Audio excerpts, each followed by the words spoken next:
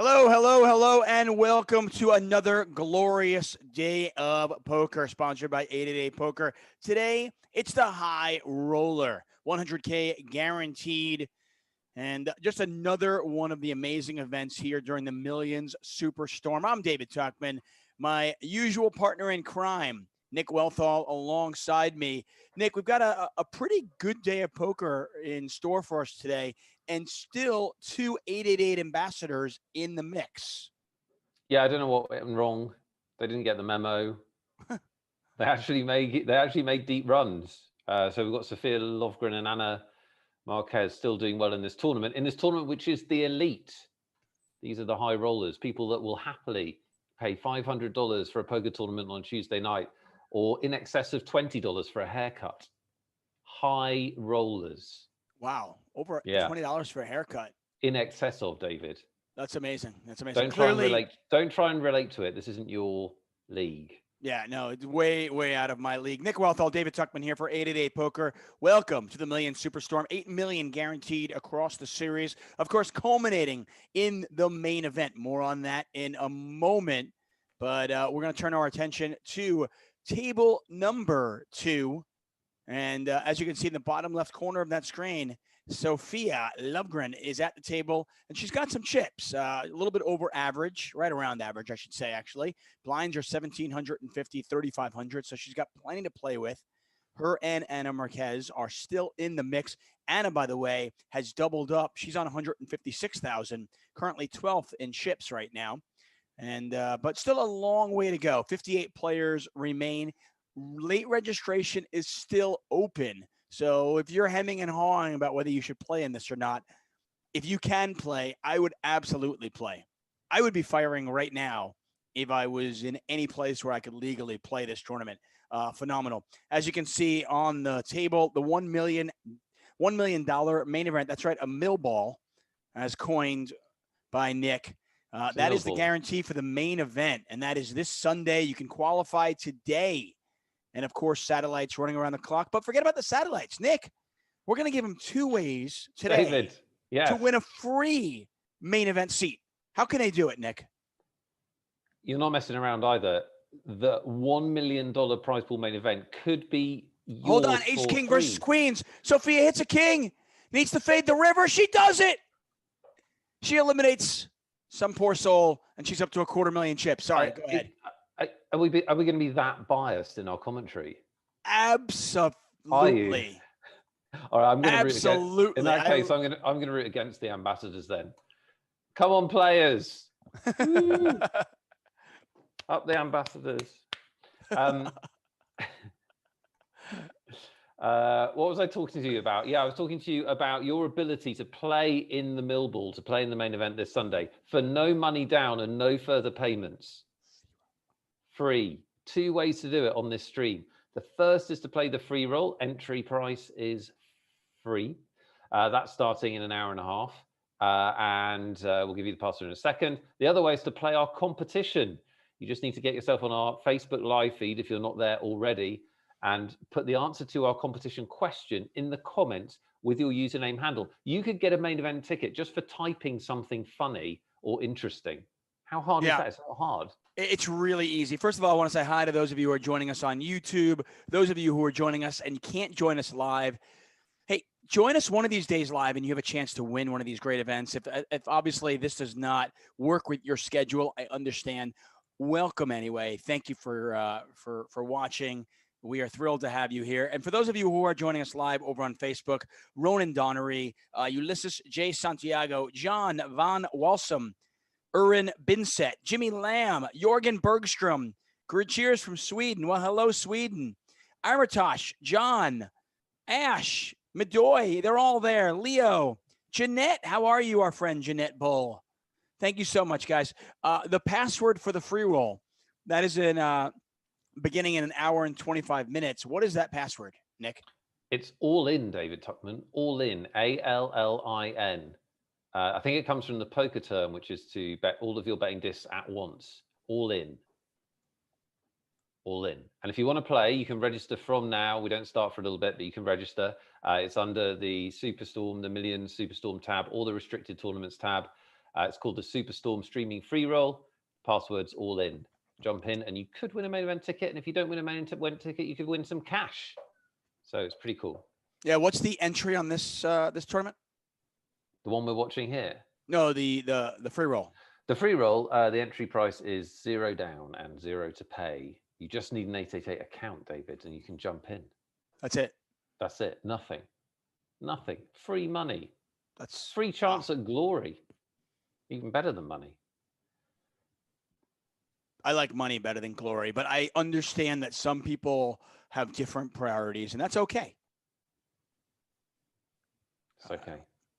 There's no problem with that. As my first ever poker mentor used to say to me, he was a cash game player, but at World Series time, he used to play the satellites at the World Series, but he'd never played any of the tournaments ever. He just played for the satellite chips because the play was so bad back in the day. Yeah. And he used to go to me, you young guys, you're obsessed with glory. I can't use glory at the bank. All he was interested in was money. He's like, I don't want to win a tournament ever in my whole life. I mean, listen, if you've ever had the pleasure of winning a poker tournament, there really is nothing like it. If you have, a competitive bone in your body, it's really amazing. And I encourage anybody to give it a shot. Obviously winning a main event, winning a World Series of bracelet is fantastic. But yeah, all that glory does not put food on the table. Money does. And by the way, speaking of those satellites, I remember 2007, I actually spent the entire summer at the World Series in Las Vegas. And I played on average between 4 and 6 satellites a day, every day, and did quite well. Back in 2007, the players that played the satellites were horrific. Yeah. And the deal was great too. I mean, it was just like the rake was small. The multi-table satellites or the one table? No, one table. I would either play a $500 or a $1,000 one table. And the great thing was the 500 or the 1,000. If you played, the rake was $30 for the entire table, and that was $30. And then, but you got a food voucher to go along with it. Right. So essentially, the rake ended up being basically like $13 a person for $1,000 satellite. I was like, you can't beat that. Yeah.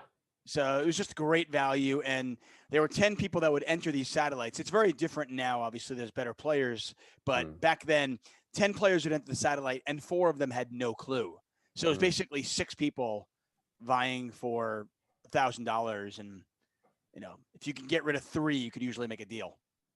Oh, yeah. I mean, I was playing them back in 2002, 2003, I'd have been playing them, and the play was beyond, like, people just did not know what they were doing at all, and you were unlucky if you had a pro among the other 10, and then even then there was a good chance that the pro wouldn't know what they were doing with, what we now call ICM, which we didn't used to call ICM. We just used to know that you didn't want to go bust on the bubble and so on. But yeah, there was a lot of value. I mean, I can't even imagine 2002, 2003. Once again, thanks for joining us here on the 888 Poker live stream. We're going to be back at it on Sunday with the main event. So that should be a lot of fun. Shaden Ho 888 is still in there, but obviously very short stacked. I can't even imagine 2002, 2003. I mean, I was playing poker back then, but not like I was even in 07, because the game evolved so much between 02 to 07. I mean, between 07 and now. From 02 to 07, it was probably astronomical as well. So, I mean, back then, back in 02, it must have literally been like playing with just children. I mean, well, you've got to remember that you don't know what you know now as well. No, 100%. But if you're even like reasonably decent. Yeah. So people were doing really stupid things. Like there were, people were doing really dumb things. Like you just like, if you had a short stack, there was a lot of value in these satellites of just like playing super stupidly tight, because people just did crazy stuff. So if there were 4 of you left, but you were the short stack, people would still go to war because they'd be playing poker. Do you know what I mean? And you could sometimes get into the heads up and then make a deal or whatever. I literally made deals. Yeah, in 07 during that, there were satellites that I literally didn't play a hand, and there would be 5 people left. Yeah, exactly. I'd be like, and then I double up one time, and I literally double up one time with Ace King versus Ace Jack, and I would make money. Yeah, that's how that was my summer. You do a deal and make profit, and you've done nothing basically. Yeah. Nothing. Just I waited for a spot to get Ace King versus Ace Jack, and everybody else just eliminated themselves. It was ridiculous. Once again, Sophia Lovegren's got some chips, 233,000. She is currently 5th. Anna Marquez also with some chips. She is currently 18th in this tournament. 56 remain, but late registration is still open. I am excited. I like high rollers because, you know, the creme de la creme come out for this. You usually see some really high quality poker. So it should be a lot of fun. We're going to be here for the next 4 hours, and quite excited because not only are we going to be here for the next 4 hours, but we've got a world champion joining us. Nice. We've got somebody of some ilk joining us today, Nick. You might have heard roller for the high roller. Yeah, you might have heard of. It's the 2014 World Series of Poker Main Event Champion. Mm-hmm. He's Swedish. Mm-hmm.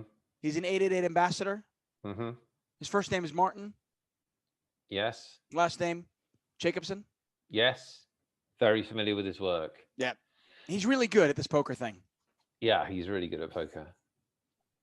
And he was, I said this before when he was on the streams, we see an all-in here from Russ Style Beef. Yeah, it's about 37,000, 36,000 back over to Sophia. She obviously doesn't have much, otherwise she would have snapped called. She doesn't have much.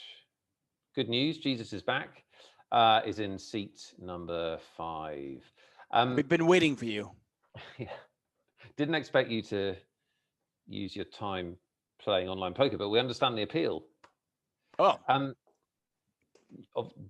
Dissuaded from your duties. That's fine. Yeah, I said this last time Martin Jacobson came on, but he was a very dominant tournament player in Europe before he won the World Series. He used to crush EPTs. I think he was like runner-up in 3 EPTs or something. I felt like I was commentating on him all the time. So Martin's been at the top of the tournament game for a long time.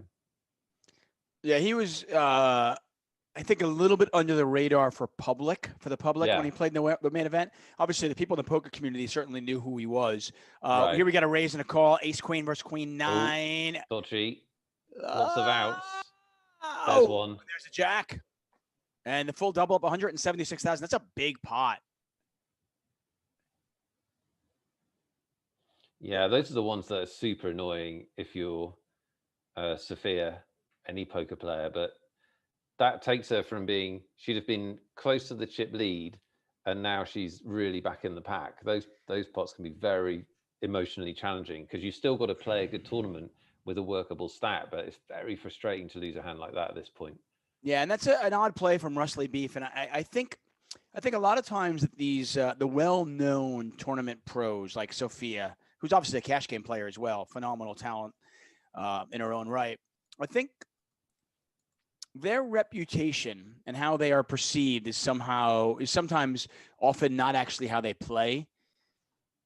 The only way I can imagine that Rusley Beef decided to go with Queen 9 offsuit there was he thought Sophia was getting out of line a lot out of the big blind, which I don't think she is in that particular spot. Yeah, it's a good point. They must just think, okay, she's a bit crazy. By the way, so Rusley Beef is a little bit unorthodox, as you can see. He is tangling with Sophia once again. So she raised pre-flop. There's the all-in. Oh, wow. This is, wow, Queens versus Ace-King. Queens hold. The Queens hold. What's wrong with you? Sophia. Very strange person. Wow, that escalated quickly. Bad luck, Rusley Beef. Bad luck. He got it in with Ace-King on the flop. Somebody's got to pull for the common man, David. I know that you like the Metropolitan elites, the ambassador class, busy sucking up to those that have already made it. I'm for the common man who's striving to get there. How do we know that Rusley Beef doesn't own like all of the steak restaurants in the UK right now? Well, he might, yeah. Okay. Oh, Sophia. Oh, wow. Sophia's got a chance to knock out two players. Or Ace Jack versus Ace 7 versus Ace King. Not going to do it because the Ace King is going to essentially triple up. I think Sophia's going to get the side pot or not. Yeah, she is. So Sophia basically broke even on that one. Inho triples up to 105,000, and Russell Beef had the option to rebuy, decided not to. And we continue on. Late registration still open for another 14 minutes. The free roll is coming up in an hour and 14 minutes. And our contest begins now. Once again, if you want to win this contest, we're going to have 6 winners. 5 of the winners will take home a $16.50 888 tournament ticket. 1 lucky grand prize winner will win their way into the main event. That's right. They will get a main event seat worth $320. And all you need to do, as Nick said, is just hit some letters on your keyboard. Make them creative, funny, and you can win. Nick, what do they have to say? What is the question of the day? Oh, yeah, the competition. Yeah, so what we want to know is, what's the best place you've ever played poker and why? Your best poker venue that you've ever played poker and why? So this could be a card room, a casino, a special location where a tournament was held. It could just be the city that you went to. It could be a room in your house. It could be your friend's place. Your best place to play poker and why. A disclaimer, the awarding of prizes is done by David and I completely arbitrarily. It is an unfair competition. This competition is unfair. It is arbitrary. But if you are creative and funny and interesting and whatever, you've got a much better chance. As David says, you can win a $16.50 tournament ticket if you're selected. And of the 6 selected, 1 will win that main event ticket at the end of the night. Brevity is king. I do not need a 4-paragraph story. Right now, this is not a blog. Unless it's awesome. Yeah, it better be. Right, if it's 4 paragraphs, it really has to be really, really awesome. Yeah. And while I don't deduct for bad spelling and bad grammar, if I can't understand what you wrote, it's difficult to award you. And I do understand that for a lot of you out there, English is not your first language. That's cool. That's great. Use a translator. I don't know. But if I just, at the end of the day, if I can't read it, then it's hard to give you the prize. And I don't want to not give somebody a prize because I couldn't understand their story. On that note, by the way, I am impressed by all of you who speak more than 1 language because I can barely speak 1. Agree. With what you said. All of it. Jack Stranger, by the way, coming back for a second one. This is like, I feel like it's Kiefer Sutherland, right? I mean, it's like 24 hours. Jack Stranger here for another day. It's his second show, so it's Jack Stranger 2, Danger Revisited. Or Jack Stranger 2, Trouble Doesn't Have a Postcode. Oh, that's good. Yeah, thanks. Or how about Jack Stranger? Stranger. Get it? Yeah. Even stranger? More strange. More strange. This time it's more strange. Don't worry. Don't hit the mute button yet. Martin's coming, okay? The show will get better, I promise. It won't just be Nick and I. It doesn't get better. They've seen the stream before, David. This is the peak. Sophia involved in a hand with Jesus is back. I'm not gonna lie, that's a solid online good name. Screen name. Very good. Yeah, it really is. Name. So this is a raised pre-flop from Jesus is back. It's a really large bet considering his stack size as well. It's a win. It is a win. Leo Maya says, my favorite place I've ever played would have to be my buddy's basement when I was first starting to play. It was just an awesome atmosphere. Great jokes, great memories. Thanks for the chance, guys. I feel like that's quite a good one out the gate because it really is. That's why I always wish I'd had. I never had that experience. I never had someone with like a really cool like poker room or basement or something. So that's pretty good. You know what, Leo Maya? You're going to win because that's actually kind of my favorite place to play poker as well. Not his. Literally, you just awarded a prize? Yeah, that's it. Leo Maya won. Actually, I like it because prize ejaculation. Well, my favorite place to play is not his friend's basement, but it was my friend's kitchen. My friend Byron, growing up, we used to his house was the poker house, and we always used to play in the kitchen. And his mom would buy us a pizza and get us like a case of Coke or Sprite or whatever, and we had potato chips, and we would play dealer's choice around the table. The big winner would win $15. You know, the big loser would lose $15. But those memories, that nostalgia, you know, just hanging out for hours on end with my best friends, playing poker and learning this great game and just learning how to read people, the best place I've ever played poker. Then and now, it's never changed. So, Leo Mayo, I feel you, man. I really feel like we should play some nostalgic music to take us back to that moment. But Leo Mayo, you have just won our first winner for the day. Nice. That was easy.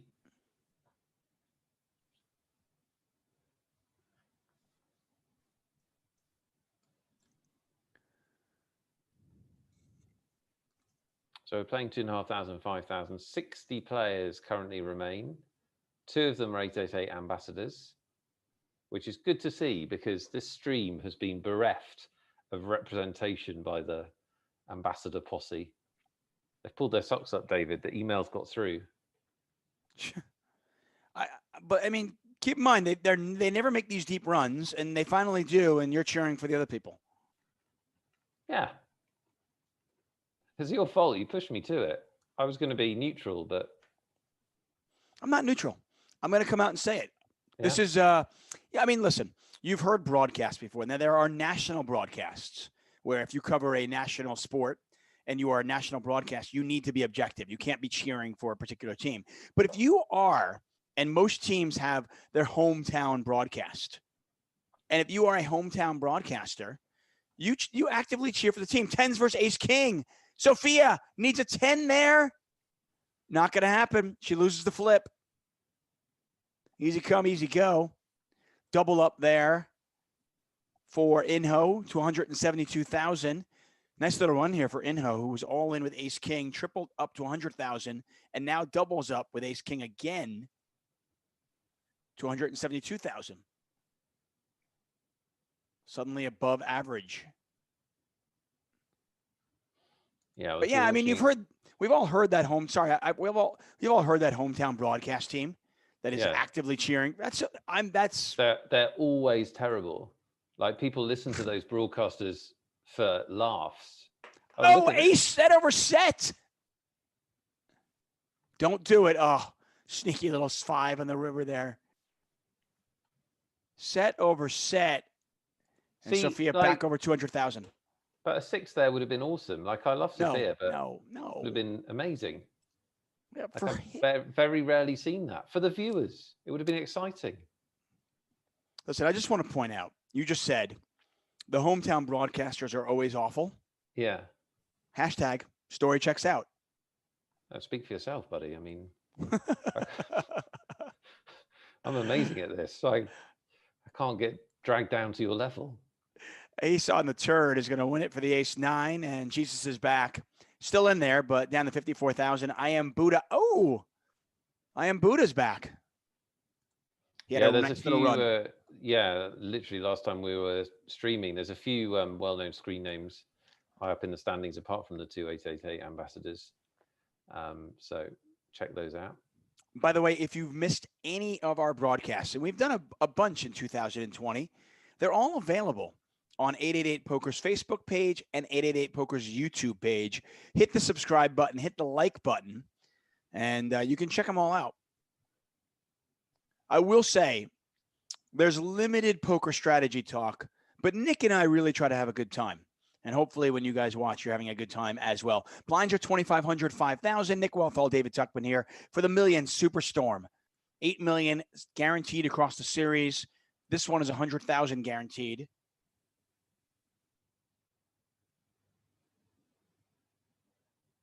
Yeah, and this one, the high roller has a high quality of player. It's going to be a good player that will win this, you would have thought. I believe Anna Marquez actually won one of our high roller live events. If I remember correctly, I think it was Bucharest, right before she signed on with 888 Poker. They were in talks, and then she won the high roller. 7s versus 6s. Yeah, lucky spot for Ian Buddha. Dream spot, actually, when you get a little bit short stacked. Yeah, you're all in with 7s, and you're just kind of, I mean, you're expecting it to be a flip. You're hoping not to be dominated. And if you flip your cards over and you find that you're actually dominating your opponent and you're a 4-1 favorite, that is a dream situation for sure. No doubt about that. Play the free roll. Starts in about an hour. Password for that is all in. Nick Wealthall will be playing that. Nick, can I get my standard 5% free roll of your free roll? Yes, you may. And, last time we were really looked like we had something cooking. And then my aces lost all into 2-4 suited for like something sick, like 100 big blinds. Yeah, that seems distressing. Unfair. It was distressing. You might have been chip leader at that point if you had won that. No, I would have been in the top 5 or 6.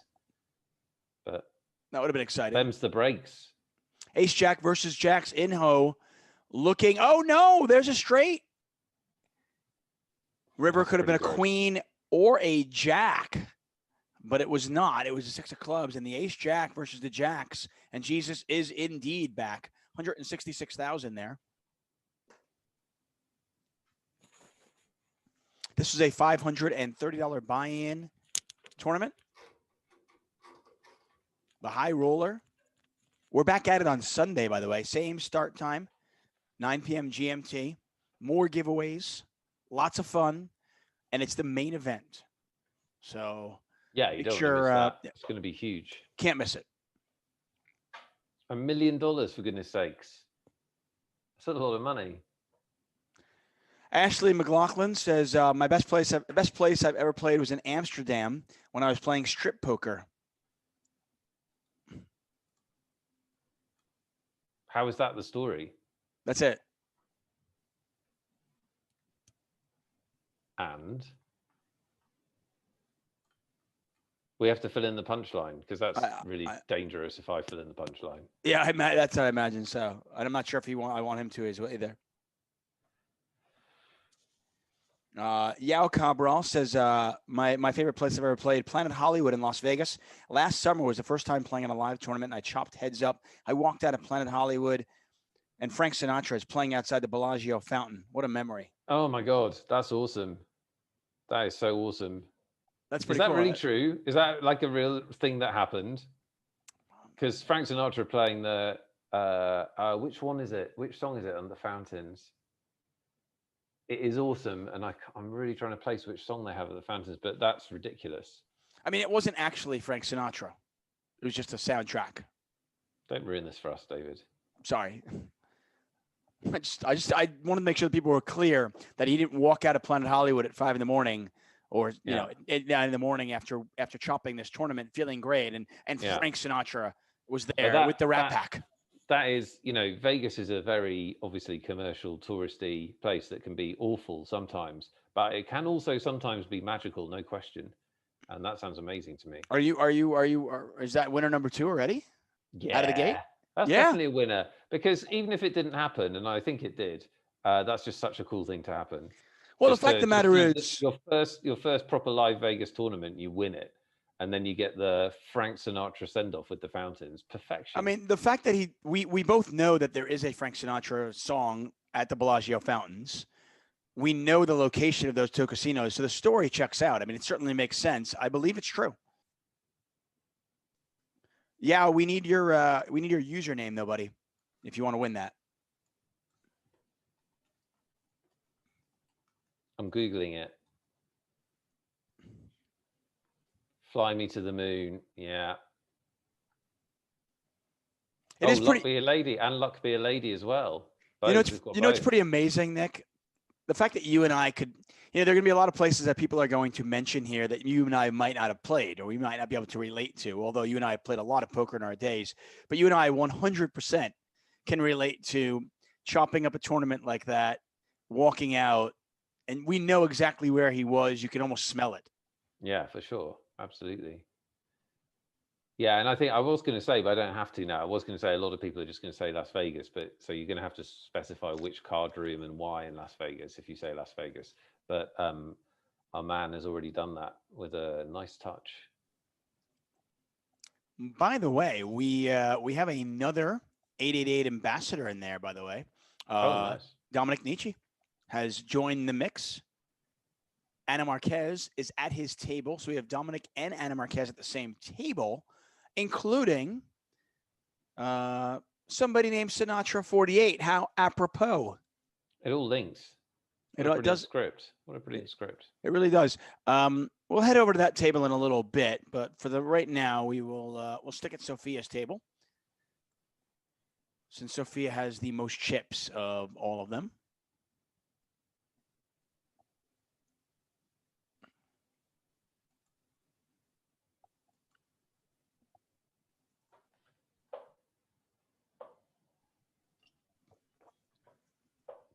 See if I can find Yao's name.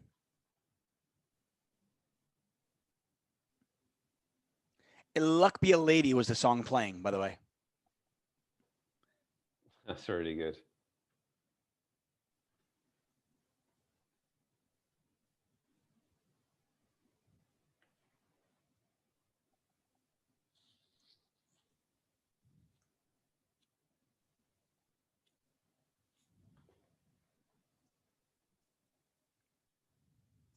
So, yeah, congratulations. That is Superman _1. So Superman 1 is winner number 2 in our contest.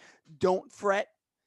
I'm actually quite enjoying these contest entries today, guys. I think we finally came up with a question that people are really relating to. And we've already got 2 winners, but over the next 3.5 hours, we will award 4 more. And of course, one of those lucky winners will take home the grand prize, which is a main event seat, not just a satellite into the main event, an actual main event seat worth $320.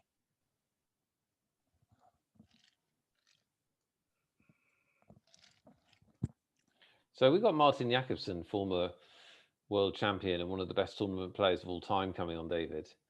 So what would you like to learn about tournament poker that you don't know enough about? Ooh, great question by me. That is a pretty good question. I mean, like, he's going to be sitting right there. You can ask him anything. Well, I'll ask the audience. I mean, I think, first off, let's ask them. What would, if you had the opportunity to ask Martin, a world champion, somebody of his caliber, if you had a chance to ask that person something about poker, what would you ask? What would you want to learn? For me, I would really want to get his take and pick his brain on playing that awkward kind of like 40 big blind stack. Really? Really? Because I think the awkward stack, so that was one of my things, but I think the awkward stack is 30 big blinds. I don't think 40 big blinds is awkward, or not as awkward. I feel like 40 is... Because I think 30 big blind stock, you can do most things. Yeah, ace 9 versus ace 5 here. There's a 9, not looking good for the ace 5 unless he can catch a 4. No, not going to happen there. I guess you could make the argument that anything from like say 30 to say 45 big blinds is kind of awkward. Yeah, you can do everything, but 30 big blinds is kind of a nice 3-bet shove stack. 40 and suddenly it's like, wow, that's almost too much to 3-bet shove. It's quite a big 3-bet shove though, 30. It is big, but it's definitely something you've seen a lot from top players today. Let's say to him then 30 to 40 big blinds. Perfect. Yeah. Martin, how do you play that awkward stack? We're thinking in the 30 to 40 big blind ratio. I feel like his answer is almost undoubtedly going to be, well, differently, because 30 and 40 is very different. Yeah, he's going to say that. And then he's going to say things about, well, it depends on my position and my opponents and dynamics. And I feel like we need to be tough. Can we be tough with him? The least he could do is try and answer it. Right, that's what I'm saying. Can we be the question, Martin? Thank you. Yes, I want to be tough with him. Like, imagine we were like, interviewing a politician. Don't let him off the question. Yeah. Make sure he answers. Agree. Tom Berg says, best place I ever played was an underground location in Norway. More professional than any other casino I've ever been. Had a lot of fun, but eventually the cops shut it down. Only online now. Oh, that's sad. I'm sorry that it closed down, Tom.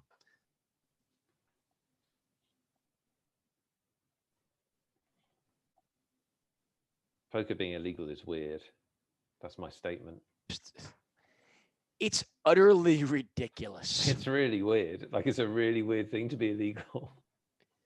I mean, clearly we're biased on this, but I think from an objective point of view, and you think about like the amount of politicians, presidents, congressmen, judges, people around the world that have played poker and they somehow think, let's make this game where you have to really outthink your opponent. Let's make this game illegal. Like, what? Well, it's also we're making a card game illegal? It's also a card game played against other people. Yeah. It's not even played against a house. It's really weird. It's really weird that it's illegal. Mind-bogglingly stupid. Yeah, it is. Take that, governments. What we'll probably find now, David, is after that attack, there'll probably be a rush to legalize across the planet, I would imagine, if we can just get this stream to the right people. I would imagine so. Well, I mean, aren't they watching already? Well, either they're watching or they'll be told about it. So good point. Yeah, I genuinely think that anybody that believes that poker should not be legal has a very small brain. I just like you just are not a critical thinker at all. It's like, oh, let's make chess illegal too while we're at it. It doesn't make any sense. It's such a great social game.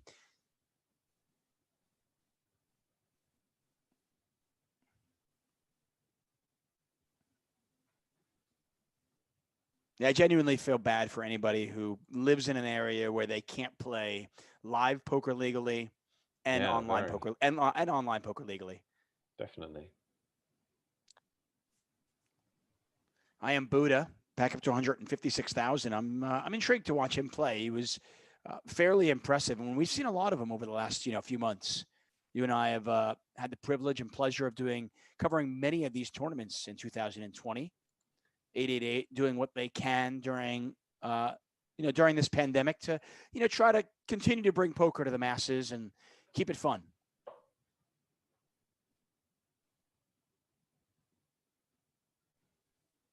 Nick, did you just ask me what they're playing for? I did. Yeah. I thought that's what you said. Well, first place is 23,000. So we can take a look at the final table payouts right now. Again, 18 players will get paid min cash. Whoa, a min cash. The bubble is huge today. 4x, $2,050 is a min cash. That is an enormous bubble. Congratulations. 4 times the buy-in. Bubble. Yeah. Yeah. And ninth place, if you make the final table, you'll take home 2,500. First place, 23,000. Second place, 16,000. So a lot of money up for grabs, as you might expect in a high roller. And 55 players remain, paying just 18 spots. Yeah, so that'll be interesting when we get to bubble time, because we've obviously got a lot of good players, a lot of professional players. So it'll be interesting to see how they adapt to what is, as you say, a massive pay jump, massive bubble. Our chip leader has moved to our table, our feature table, which of course has Sophia Lovegren. She has opened. I Am Buddha makes the call on the button. And our chip leader in the bottom right corner of your screen is Phuket 000, who we've seen before as well. He's made some deep runs in some of the live streams we've covered. So I Am Buddha calls off a stack there where he could shove. So that will give Sophia an idea of, some kind of range for that play. Or she could certainly remove some hands from his range, probably. She checked the flop. She checked the turn.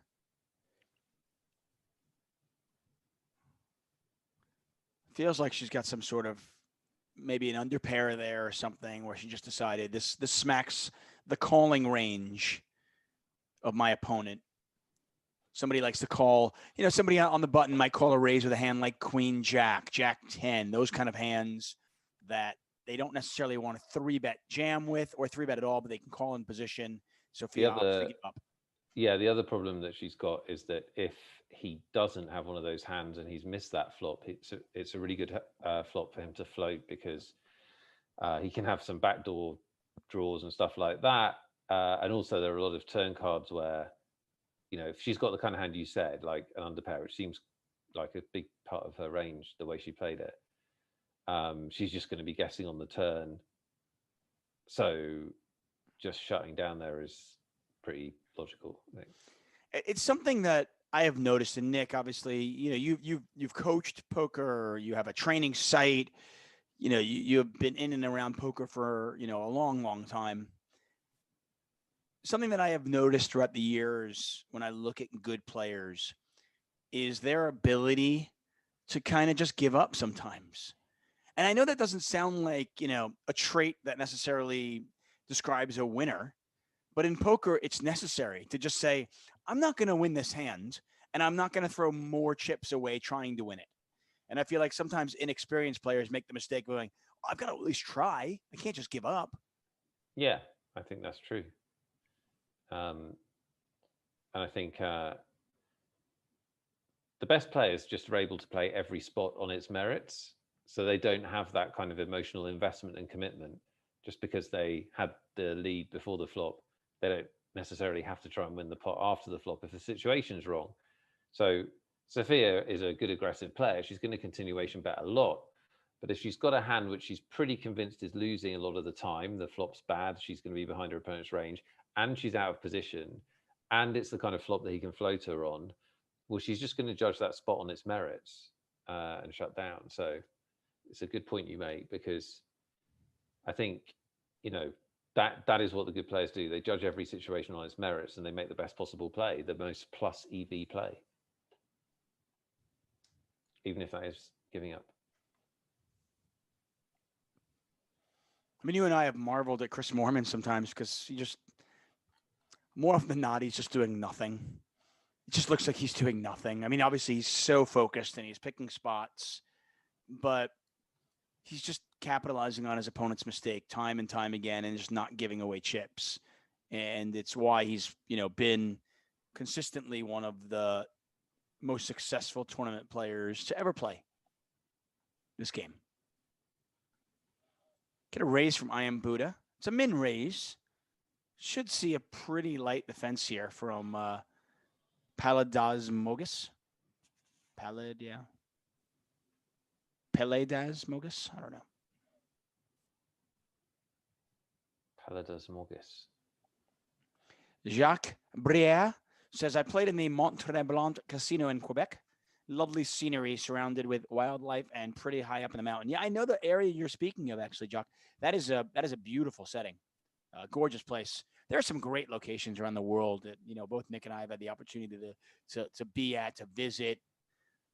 I mean, frankly, our annual stop, 888 Live's annual stop in Barcelona is just perfect. I mean, you're right on the beach. The food there is amazing. The weather is always perfect. The action is good.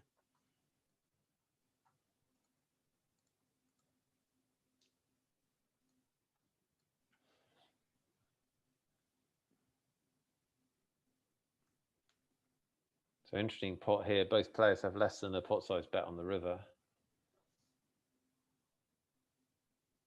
Yeah, the run out certainly favoring the original raiser, I Am Buddha. The flop may be favoring the player in the big blind.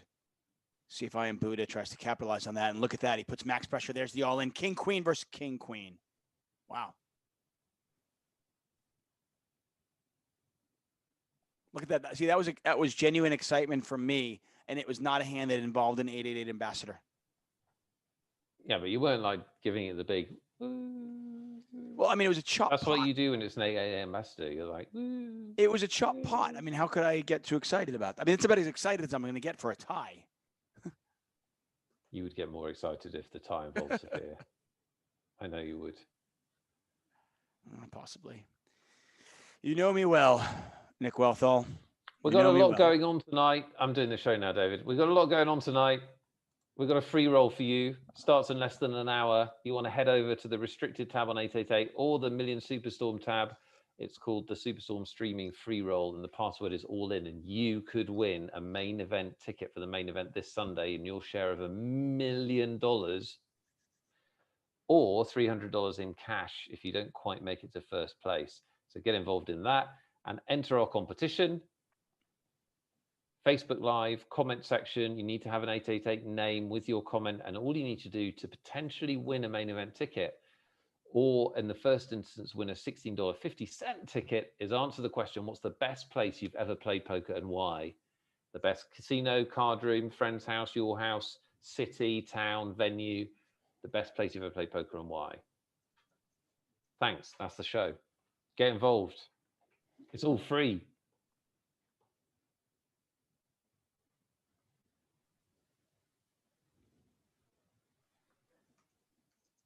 So Sophia got moved, by the way. Uh-huh. We're going to stay at this table for a moment because we do have our chip leader in Phuket here. Yeah, and Phuket 000 or Pocket 000, we've seen them before on their fair share of streams. Obviously, a very good player.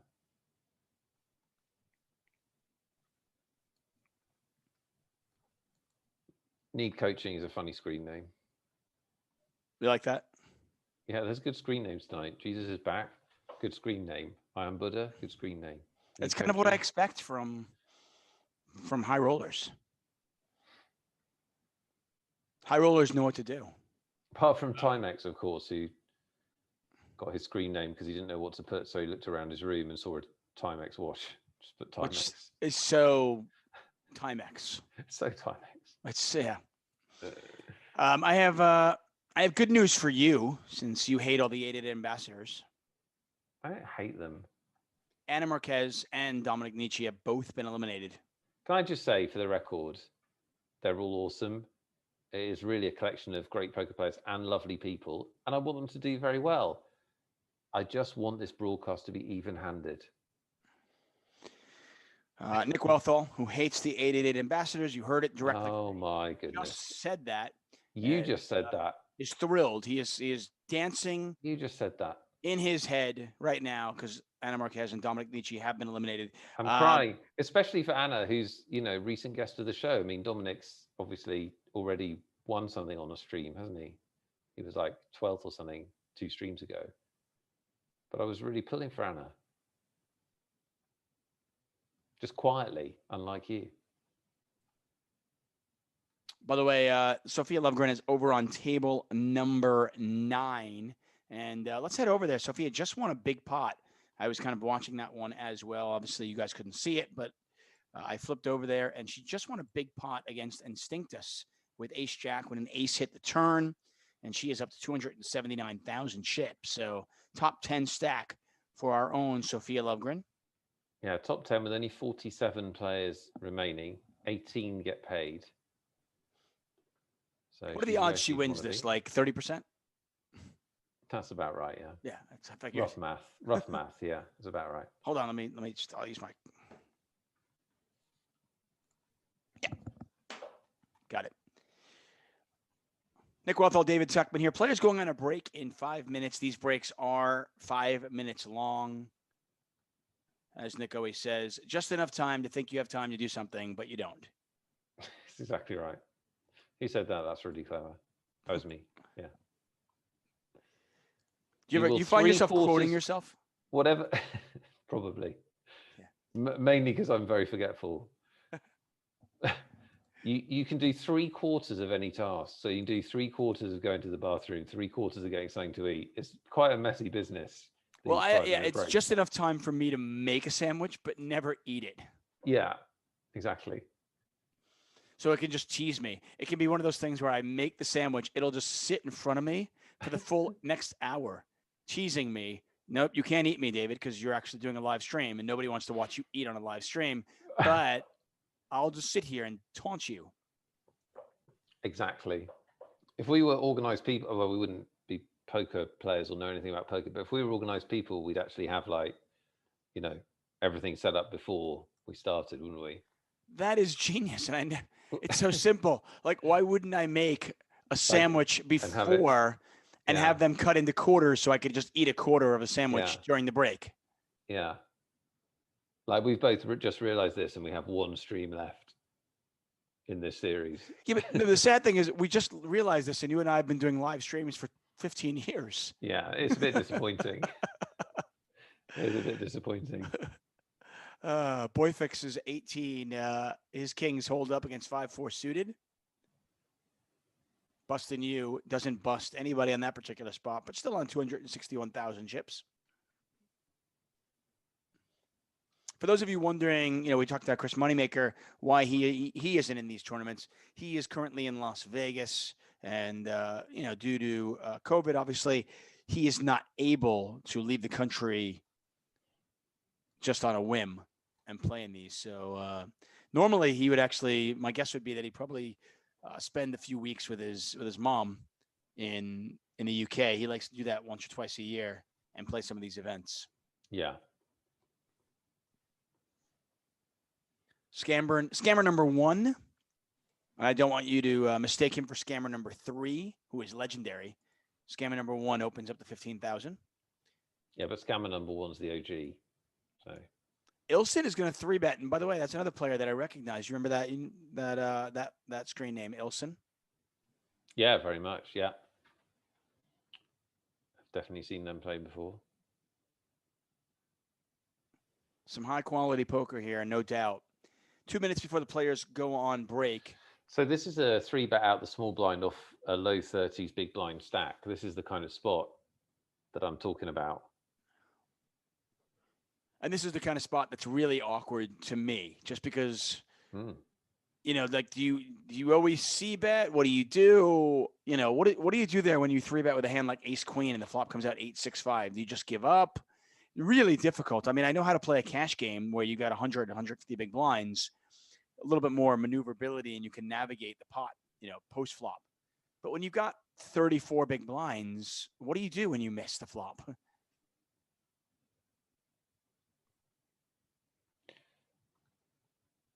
I think it is an interesting spot and difficult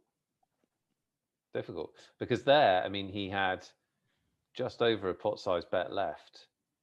So he made a small bet, which is fine. But then if you just get flattered, becomes quite difficult. Right. There are lots of difficult spots with that stack. I mean, if his opponent, like on that particular flop, which, you'd imagine is going to favor the original Razor's open range and not the 3-better out of the small blinds, what do you do when you get floated there even?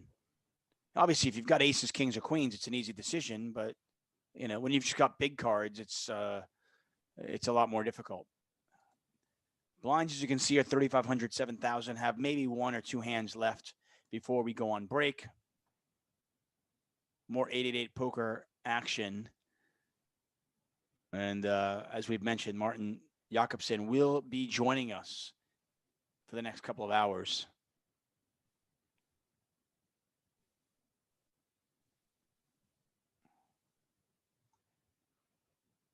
Do you think he's going to be joining us from the same spot, that gorgeous loft with the bike behind him and everything? Yeah, but can I just say, I don't want to know anything about his self-improvement.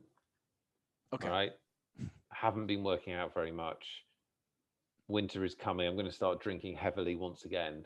And I just don't want to know about his relentless quest for a 12-pack, how he's learned 4 new languages. His poker excellence is enough for me. And it's not only that, by the way, you'll see it, everybody, in about 6 minutes, 7 minutes or so. Where he is actually streaming from, it looks like the setting of like a GQ front page of GQ magazine. Anyway, we'll see that and more 888 poker action in 5 minutes. Sophia Lovegren, well above average, coming back in 5.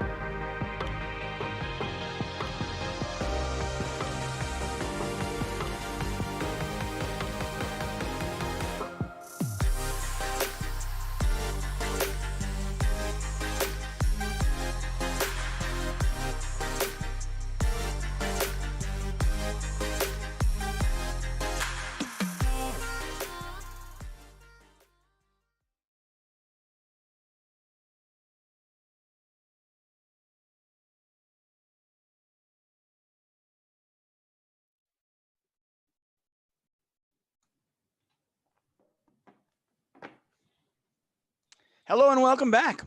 David Tuchman, Nick Wealthall here for 888 Poker's Millions Superstorm. This is the high roller, $530 buy-in, 100,000 guaranteed. Registration is closed. We're down to 42 players, including, of course, 888 Ambassador Sophia Lovegren, who is well above average on 261,000 chips. Joining us, you might recognize him, the 2014 World Series of Poker Main Event Champion, 888 Ambassador. Live from Spain, it is Martin Jacobson. Martin, how are you? Good. How you doing? We're good. Nice. Good to hear. Hey, before we even get started, Nick and I have a question for you. It should be a very simple answer. Don't try to hem and haw and hedge or anything like that, and you can't get out of this, okay? Very simple. How do you play that awkward 30 to 40 big blind stack in tournament poker? How do you play it?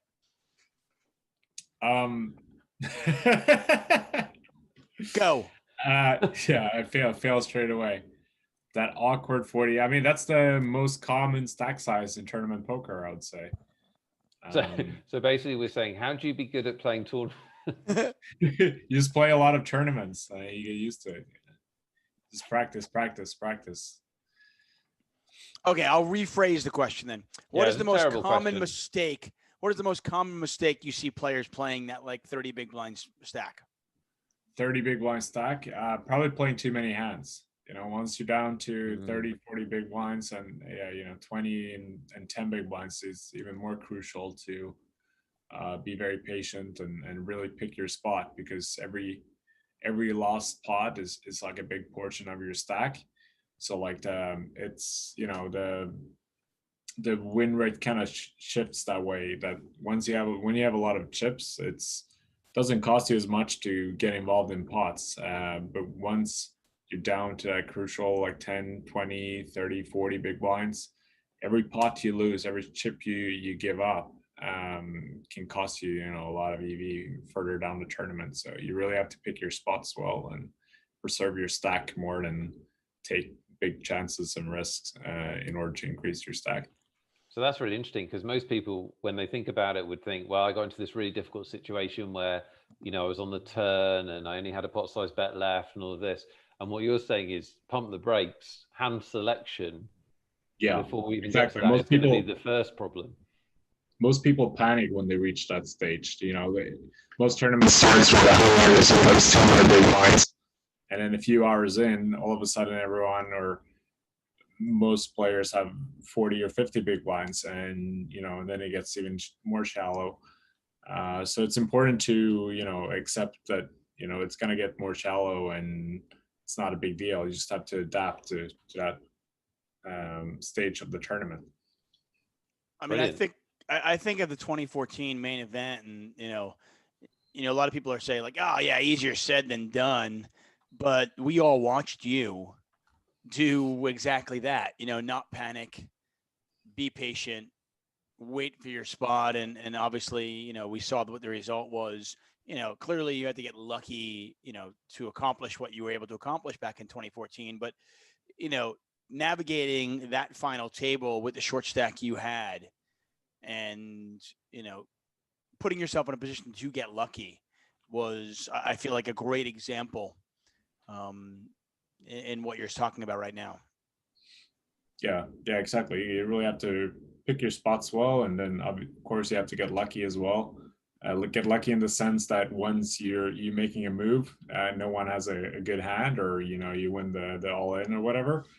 But yeah, the key is really to pick your spots, be selective, and be patient. The one thing I want to ask you, we see a couple of big stacks here in the blinds. As Busting You limps in. Blinds are 4,000, 8,000. Average stack is 206,000. Sophia Lovegren on 257 right now at this table. As we are down to 40 players, 18 will cash. 23,000 up top. The thing that I wonder about, and I feel like a lot of recreational players probably struggle with this from a mental perspective and also actually playing. Let's say, you do get short stacked, which inevitably is going to happen when you play poker tournament. How do you avoid, it's one thing to say, okay, I want to avoid getting panic here. King, queen versus ace, jack, king for Sophia, does not hold. Ace on the river. Huge pot there, 170,000. Headed over to Bell's View 7 and Sophia down to 177. Still in there, but obviously that's a pot she certainly would have liked to have won. King, Queen versus Ace, Jack. Sometimes I almost feel helpless, and I'm wondering if I'm speaking for other people. When you get short stacked and you think, okay, I've got to be patient. I'm listening to Martin. I've got to be patient. I've got to wait my spot. But sometimes it's just that helpless feeling where I'm like, I'm card dead. The cards aren't coming, and I'm just going from, I'm going from 29 big blinds to 25 big blinds to 22 big blinds. Now the level moved up. Now suddenly I have 17 big blinds, and I'm just getting card dead. So how do you, how do you not panic in those moments?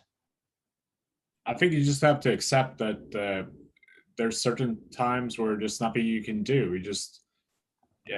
You never know what the next hand's going to be, so you just have to be patient and hope for a better spot. But what you can't do is panic, like you said. You can't panic and force the spots. You have to be patient and wait and realize that there might be a lot of upside to waiting in a spot, to pass up on a spot rather than getting impatient and make a move just because you're panicking and freaking out because you're getting short stacked. You think people panic too early more often not? Definitely. I think it's an experience thing. So the more tournaments you play and the more time you're in that situation, you kind of get used to it and you've seen it play out before. But I panic too sometimes in certain spots. But what I try to do is just remind myself that, okay, I've been in this situation so many times. I know how quickly things can turn if I just stay patient, and play my game. So yeah, the key is not to panic and try to remember the times where you've thought that it's just going downhill and then all of a sudden things turn and a few pots and you're one of the chip leaders all of a sudden. So things can turn really quickly in tournament poker, and that's one thing I've learned just mostly from playing. You mentioned that you panic sometimes. Was there a moment of panic when you realized that you were going to be commentating with Nick and I today again? For sure, yeah. I mean, this is way more out of my comfort zone than playing tournament poker. I mean, Nick and I are really intimidating, so I can understand that. Yeah. By the way, Ilchin, since we have noticed that he was at our feature table, he hasn't lost a pot. No, he hasn't. Starting to run away with this a little bit. He is our chip leader in the tournament with 554,000, and we've seen him make some deep runs in these tournaments before. So certainly somebody to watch as we dip below the 40-player mark. 39 left in this field. Where are you tonight, Martin? I'm actually in Barcelona tonight. Oh, nice. Just for one night. Yeah, I've spent this last week in Spain, traveling around a little bit. First, I was visiting my dad who lives in Malaga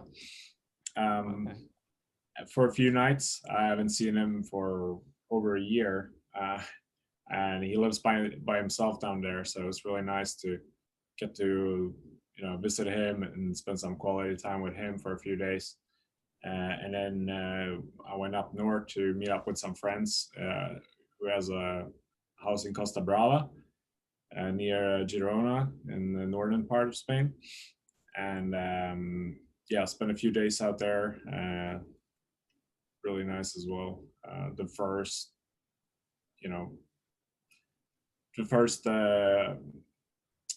offshore trip I made since February, since this whole COVID thing.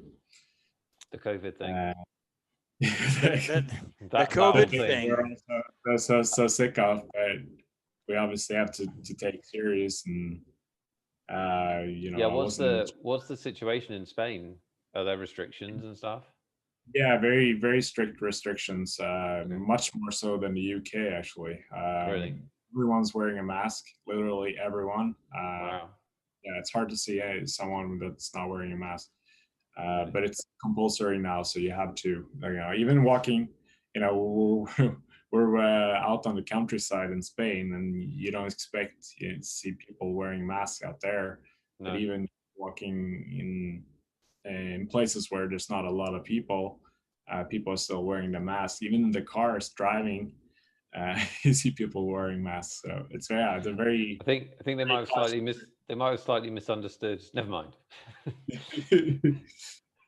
Yeah, I mean, better safe than sorry. But Well, it's definitely interesting pot as Ilchin. Yeah, we got a check raise here. We're all in. Oh, and a she call. calls. Queen 6 versus 5, 4. Queen 6 holds. Look at that. A pair and a straight draw up against top pair.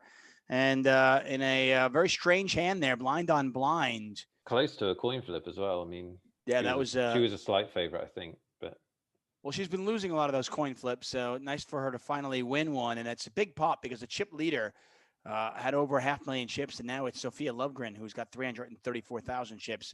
She is currently 7th in the tournament. Martin, David is aggressively rooting for all the 888 ambassadors. Yes, and Nick is I don't really understand why. Nick hates all the 888 ambassadors. That's not correct. I love all the 888 ambassadors individually and collectively. However, I also love the common man. And I like the people as well, David. I'm not an elitist like yourself. You understand? Let's go, Sophia. Bump, bump, bump, bump, bump. Let's go, Sophia. Bump, bump, bump, bump, bump. Yeah, she the only one left. Anna Marquez was eliminated a little while ago. Dom was eliminated a little while ago as well. So Sophia is it. She has the weight of the entire 888 team on her shoulders right now. See if she can lead us to victory. Us. A lot of pressure on her. Stop trying to get. This has been a common theme for the years that I've worked with you with 888. Your constant desire to get on the squad. Yeah. You're not on the team, David, right? I feel like it was probably, it's probably something that happened in my childhood. They were probably doing like kickball teams and they had to pick it, and I was probably the last one, or maybe there was an odd number and I just didn't get picked for the squad, for either squad. I got left out. So I still have a desire many, many years later to get picked. Martin, if you were starting a team, you'd pick me, right? Yeah, of course. Thank you, Martin. Thank you. I appreciate that. Even if it's a lie, I appreciate that. Thank you very much. Blinds are 5,000, 10,000. He's a phenomenal bluffer. Exactly. It's so natural the way. Like I said, even if it's a lie, I will take it. Sophia with the open under the gun 1. Martin, we're giving away all sorts of goodies here. So we have six winners we are giving away. All you have to do is head over to Facebook and go to the comment section and answer a very simple question. 5 people will earn themselves $16.50 888 poker tournament tickets, but one lucky grand prize winner will win a $320 main event seat. That's what we have the power to give away here. We've been doing it every single live stream. And today's question, Martin, and I'm curious what your answer is. Today's question is very simple. It's where is the best place you've ever played poker and why? Could be a town, city, card room, casino, location. Could be anything you'd like. We can give you a minute. But we can give. If we just sprung I'm playing at quite a few places. Exactly. David, is yours your friend's kitchen? Is that your actual answer? Yeah, that is my actual answer. I said, Martin, is for me. The nostalgia growing up playing poker with my best friends in my friend's parents' kitchen. We used to all go over there. They would buy us pizza and soda, and we would sit around the kitchen table and play poker. Usually once a week, but during the summers, it could be even 2 or 3 nights a week. And for me, that is everything that is great about poker. And one of the many reasons why I loved the game back then, and I still love the game today. 10s versus queens. Sophia looking for a 2-outer on the river. It is not going to happen. Neither player with a heart in their hand. So 4 hearts out there, irrelevant. Easy come, easy go. And Bellsview now up to 275,000. Sophia back down to 266. Yeah, I miss those days. Yeah, I mean, I just kitchen table playing with friends, bluffing, trying to figure out the game. But everybody's got different answers. You don't know is fun. Yeah, I mean, I obviously have to, I have to say, playing the main event final table was incredible experience. Yeah, that's Being in got to front be of a so big many success. people it being live streamed on ESPN and considering the title and the stakes that was on the line, it's a once in a lifetime experience. I never played. I know they used to have some tournaments on the beach, like in the Caribbean. You're actually playing on the beach, so they had to use these card protector things so the the cards wouldn't fly away, in the wind. That would have been cool, but See, I feel like that sounds cool in theory. I mean, it's kind of like doing something else on the beach. That sounds really cool, but it's not. A picnic. Sand gets everywhere. Exactly, Nick. That's exactly what I was. That's exactly what I was referring to. A picnic. But the sand gets in the food, and yeah, it's terrible. That's what you meant. I know. Nick Wealthall, Martin Jacobson, David Tuchman here. Thanks for joining us. The Million Superstorm, 8 million guaranteed across the series. The main event. That's right. It's all about the main event. That'll be next Sunday. You can qualify right now. You can win your seat into it here today. Let's let us know, where was your favorite place you ever played and why? We have some various, some pretty cool answers. I know Phil Locke, so I wonder if he would say, playing in a shark cage underwater. That's what I was going to say too. I heard about that one. That seems pretty cool. That sounds terrible to me. I mean, and I listen, I love scuba diving. I enjoy that. I'm not very good at it, but I enjoy scuba diving, and the thought of going underwater in a cage and seeing sharks is pretty cool. Do I really need to put poker in there too? Although it goes with a team. Yeah, although it would be a kind of an interesting little mix on it. Imagine you were in the shark cage, and when you got eliminated from the tournament, you had to get out. I'll talk to the higher ups at 888 and see if we can put that into our next series. It's like some people I've seen get eliminated from tournaments would be so pissed off they wouldn't even try to escape death. It's like, oh yeah, brilliant. Yeah, brilliant. My ace king didn't hold, and now I'm going to get eaten. Brilliant. Of course. Yeah, no, it's biting my leg. Obviously, my life is terrible. That's pretty much the structure of any poker tournament, though. The weaker players, the fish gets eaten by the sharks. Nice. I don't know. I think it would be a good team. It all comes full circle. I like it. That, and I've always thought of the idea of, have you ever read the book, The Most Dangerous Game? It's also a movie. So essentially, I'll give a quick paraphrase here. As Bellevue decides to check raise Ilchin on this Jack 5 deuce 2 spade board, up to 47.5. So very quickly, it's a very rich man owns an island, and he has to hunt, but he wants to hunt humans on the island. So I thought, okay, thinking the same line, have a very have an island where people go there to play poker. But when you are drawing dead and you are eliminated from the tournament, you're actually eliminated. Right? Is that not brilliant? Is that not a great poker idea? Yeah, I'm sure people can't wait to sign up for that. Yeah, exactly. You're going to have to put a lot of money up top for that one. It reminds me of that old, it's a Japanese movie called Battle Royale. Yeah, Battle Royale, yeah. Yeah, that's a classic. It's an amazing movie. Yeah. I feel like most good movies that, most good movies that are in English somehow originated from a Japanese movie. Yeah, I think many of them did. I think it's what Hunger Games is based on, isn't it? Certainly loosely, I think so. It's like a kid's version of it. Yeah. So how do you pick the winner? Because obviously it's subjective. Like, what do you? Yeah, it's totally subjective. It's an unfair competition. It's just whatever. It's honestly, that's the honest answer. It's whatever we think is funny or interesting. Yeah, we after each and every live stream, there are people that are sitting there going, "How did I that one? That ridiculous, stupid answer won?" and then they Yeah, but throw stuff it's- at their computer because they go, Nick and Tuck are morons. But This it's is a the stupidest, most metaphor. arbitrary thing in the world. It's a metaphor for poker.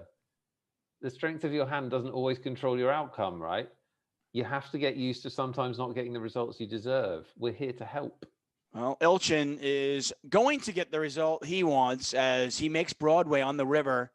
Had Ace King versus sevens, and he is back up to 580,000. Eliminates a player. We're down to 33, 15 away from the money.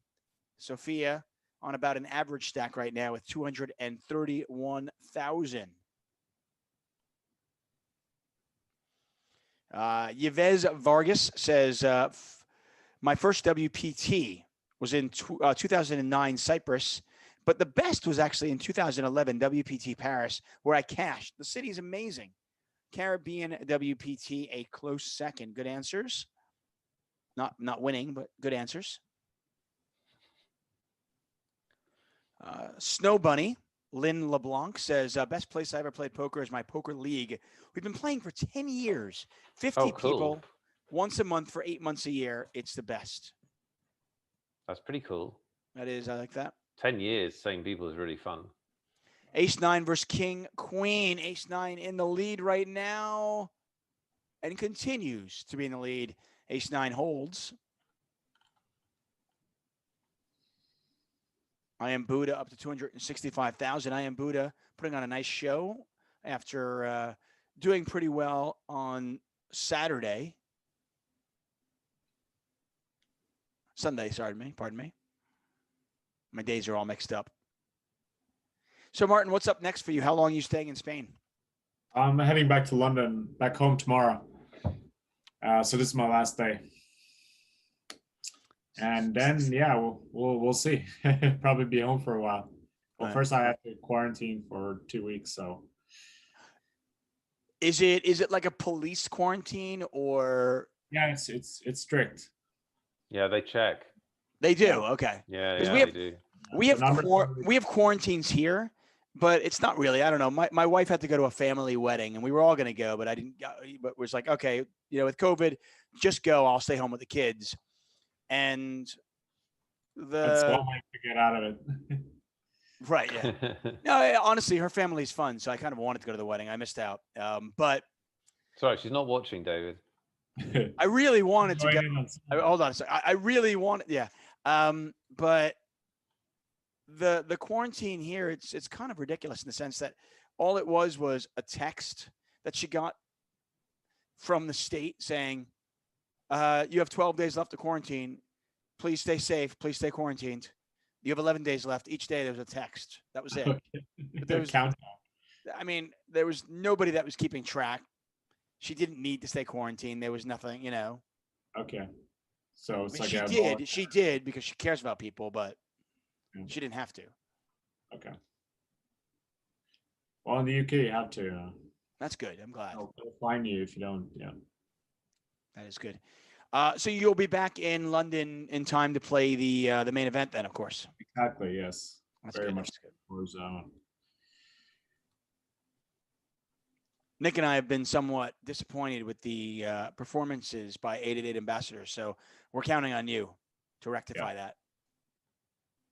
Yeah, I'll do my best. I've fired a few bullets already, but yeah, still time.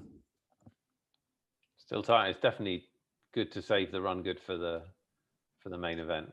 No question. Sure. The biggest tournament ever on 888, if I'm not mistaken. Yeah, that's right. Yeah, we should be saying that more, David. Make a note. Yeah. Got it. It is. Yeah.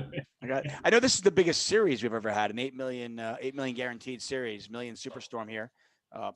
Hundreds of events over a few weeks. High roller here. We've got 100K guarantees. Like they're, oranges off a tree. And then, of course, so, Martin, a lot of people watching will be hoping to play the main event. Maybe they're trying to satellite in. Maybe they want to win a competition with us, but they'd love to get in.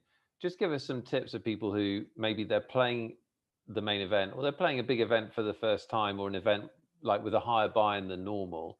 They're obviously going to be excited. What should they be focused on when they play a big event for the first time?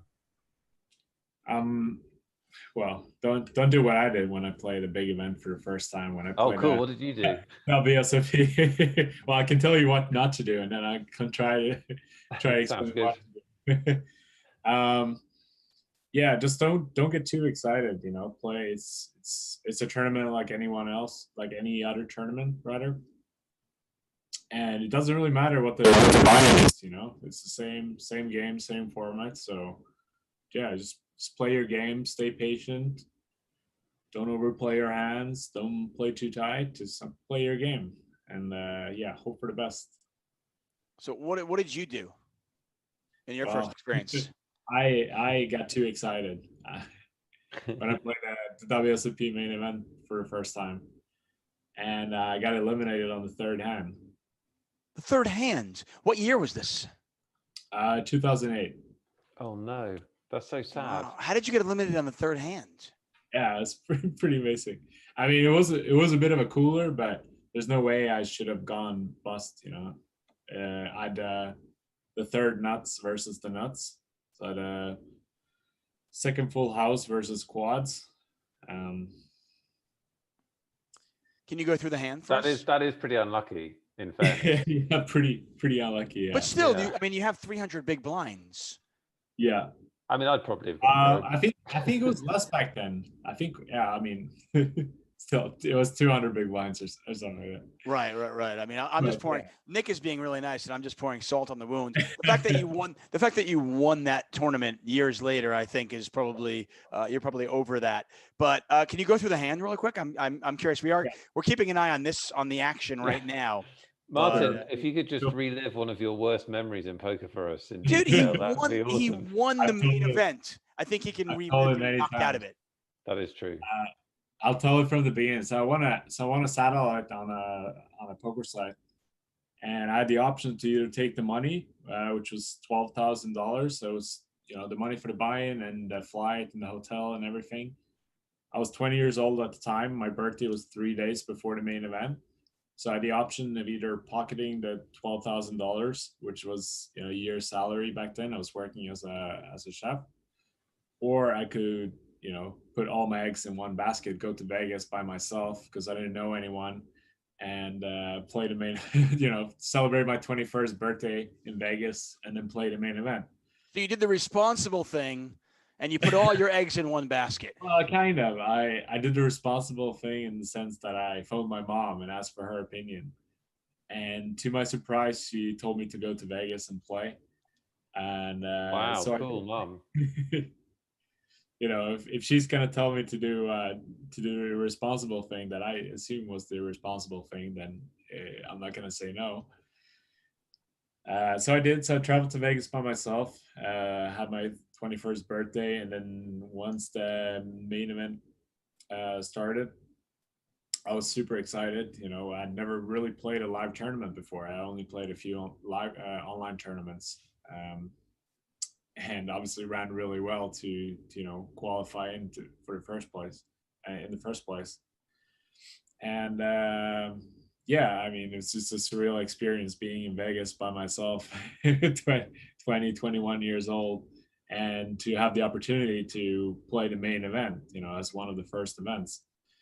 And I sat down, folded the first two hands, and then on the third hand, there was all like amateurs at the table, by the way. Like we were all in the same boat. Everyone's wearing sponsor brand or whatever that they qualify via, and everyone seemed very just as nervous as I was. But anyway, so this. Hold on a second. King Jack versus Ace Jack. There's the straight, and it holds. Boom, Sophia. That's right. That's what I'm talking about. Sophia Lovgren at 288,000. Sorry to interrupt you. I got very excited here. It was a small pot. She eliminated somebody. Yeah. Took down the blinds. She's one player closer to victory. That's correct. Thank you very much. Okay, sorry. Martin, please continue. Martin, I apologize. Yeah, no worries. So anyway, this older gentleman opened the cutoff. I think he opened to 400 at 50, 100 blinds, and I believe the starting stack was 20,000. So 200 big blinds deep. I call the small blinds, small blind with pocket eights. Big blind calls as well. So there's no ante back then. So it's 1200 in pot. Flop comes king 9-8, 2 spades. Nice. Yeah. We both check. Me and the big blind checks. The open racer and the cutoff overbets the pot. He bets 2,000. Of course he does. Yeah, so the open raiser overbets the pot. Third hand in. King 9-8. You flop bottom set. Go. Keep going. Sorry. I decided to slow play my hand. Seems so I just call. Yeah. The big blind folds. Turn is another 9. Okay. Good card for you. Yeah. Still no spade. I check. He overbets again. He bets bets 2,000. It's 5,000 this time. Oh, okay. and what was the 2008 was a starting stack 30K, 20K? What 20. was it? I believe it was 20. Okay, fair enough. I'm Sorry. not mistaken. But it was 12 years ago. But I believe I have a strong feeling it was 20. For some reason, it wasn't as deep as it is now. So I just call again. Now I'm thinking, okay, well, I boated up, like not afraid of the flush draw anymore. I'm just gonna let him, do the betting for me. So I call again, and the river is 6 of spade. There's no there's no straight flush out there. I check again. I check again, and he bets pot. And at this point I go all in. Where I don't know. Today it's not something I would have done, but back then, I was pretty sure that he had a flush or was overplaying ace king or aces or something like that, given that he overbet the flop and the turn. See, in your defense, those guys in the early levels of the WSOP, they do play like ace king or something. He would play it like that, I think, with the big bets and the scared of the, do you know what I mean, and all of that. Yeah. So you are a little bit unlucky to be in this spot. I mean, he's a lot unlucky. Obviously, it's a set over set situation, but yeah. I mean, my guess is, and Martin, tell me if I'm totally off base here, because I agree with you, Nick. I think that there are a lot of players out there that we've all played against that are they put in large bets to quote unquote protect their hand, right? If they have aces or ace king in that spot, especially by the time the river comes along, there's nothing to protect. So a pot size bet on the river is certainly indicative of a huge, huge hand. Because suddenly it's like when he bets pot gets called, and then the spade gets there and he bets pot again, he's got a really big hand at that point, right? Yeah, exactly. But it's also tough with you have no information. It's the third hand of the tournament. But what I've learned over the years is that you want to take the safe route. It's even if I just call, I'm not losing out that much value. And also, like there's not much point of racing if I don't think he's calling. Did he have kings or nines? He had kings. He had kings. Okay. When you moved all in, did he call? Yeah, he did. Was he scared? I called and asked if I had quads, and then he called. Well, I mean, in all fairness, your range, if I bet pot, and then got check raised in the river all in where there's like seemingly no fold equity, I'd be like, man, this guy's either got eights or quads. Yeah. When he asked me if I had quads, I almost started laughing. That's like, no, do you have a flush? Do you have a flush?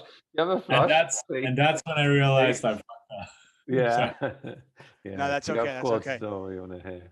I mean, in fairness, Martin, I will say, you were, even if you just called that, and there's clearly no way you can fold that when the spade comes. I mean, obviously, so you probably lose like 75% of your stack anyway. And in all likelihood, yeah, maybe you could nurse the short stack and, survive half a day, but you just would have wasted your time. You had just turned 21. You were in Las Vegas. Now you've got a great story and you wouldn't have cashed anyway. So I think the check raise was great. Yeah. Yeah. That's a good way to look at it. Plus you were going to win it a few years later anyway. So. Yeah. I feel like you actually... who knows how it would have run out. I mean, butterfly effect. If you had just called that instead of raised, maybe you don't win in 2014. And I clearly think that you made the most efficient use of your time by getting knocked out in the third hand. Yeah, I didn't play a single hand of poker after that. I was just partying for a week. Good for you. There you go. Playing poker after you go out of the main event is completely impossible. And just like, I will say that my most profitable, Nick, my most profitable cash game session ever was many years ago. This is going to be like vultureness, isn't it? This is going to be pretty much. Absolutely. Preying on people. Yeah. Hey, listen, I am pure evil. You know this. Got a raise here from Sophia, by the way. Started this hand with over 300,000. She makes it 28,000, which is a min raise. Blinds are 714. See, we'll watch this hand play out. And then I'll tell you my inane story, my vulturous story. All in here from Bell's View, who has had the better of Sophia at this featured table. Sophia does not call. So I was sweating one of my best friends who was in the main event with about 100 players left. And we were at the Rio and in the Amazon room. So all the tables were in the Amazon room. And at the time, they were actually shutting down the other rooms. So the other convention rooms were being turned into an incoming pool tournament. So the cash games were still going on in the Rio, in the Amazon room as well at the Rio. So they had a handful of cash games plus the main event. So I'm sitting there and I'm like, okay, I'll play in a cash game. And as players got knocked out of the main event, they would cash out. And at this point, you'd win bricks of cash because, you finish 100th, 95th. You're making a lot of money in the main event. They would bring those bricks over to our cash tables. We were playing 25-50 no limit hold'em. And people literally just spewing off on tilt. It was by far the most profitable cash game I have ever played in. And yes, very vulturous. Yeah, that's pretty sweet. Yeah, Martin, would you is that Martin Jacobson approved? Wait, in your spot or in the people? My spot. Yeah, of course. Yeah. I mean, it was guys literally playing 5-6 days of the main. I think this was like day 5 of the main event, getting knocked out like 95th place, going and winning, 61K, and then just being so upset about getting knocked out, just sitting down at a 25-50 cash game. Yeah, we've all been there when you get knocked out deep in a tournament and you get that feeling for a second that, all right, well, what else can I play? You just want revenge, right? you want another shot. You want another shot at winning a tournament, winning a hand, whatever, cash games. And I've done it many times myself. When you get in that state of revenge, and it lasts for about 30, 40 minutes. And then after that, you have a massive adrenaline dump. And that's when reality sets in. You're like, oh, I don't actually want to do this. Right. What self-destructive thing can I do? Well, that's a perfect description. I suppose, but if you're playing tournaments, you're stuck there. You're committed to playing the tournament. And a lot of times it's a 2-3 day commitment. So it's listen, what you're saying is 100% true. It's one of those, what self-destructive thing can I do for the next 30 minutes? And basically it seemed like that was the case. People would get knocked out, sit down on the table, spew off between 10 and 15,000 in about 30 minutes, and then be like, what am I doing? And then they'd get up and leave. or they would lose 15K and then be really, really mad and just continue to lose more. Yeah, it's some sort of human destructive behavior pattern, because I've seen it many times before and I've experienced myself. I'm not sure exactly what it is, what the science says about it, but there's definitely a thing. Yeah, my advice to everybody at home: if you play a tournament for many days, when you do get knocked out, just leave. Don't play cash game. And for those of you who want to prey on that weakness, that human weakness, just sit around those poker tournaments, because there'll be plenty of people that are going to be self-destructive that will give their money away. And why not you take it? You're a beautiful human being, David Tuchman. I've been told that before. Thank you, Nick.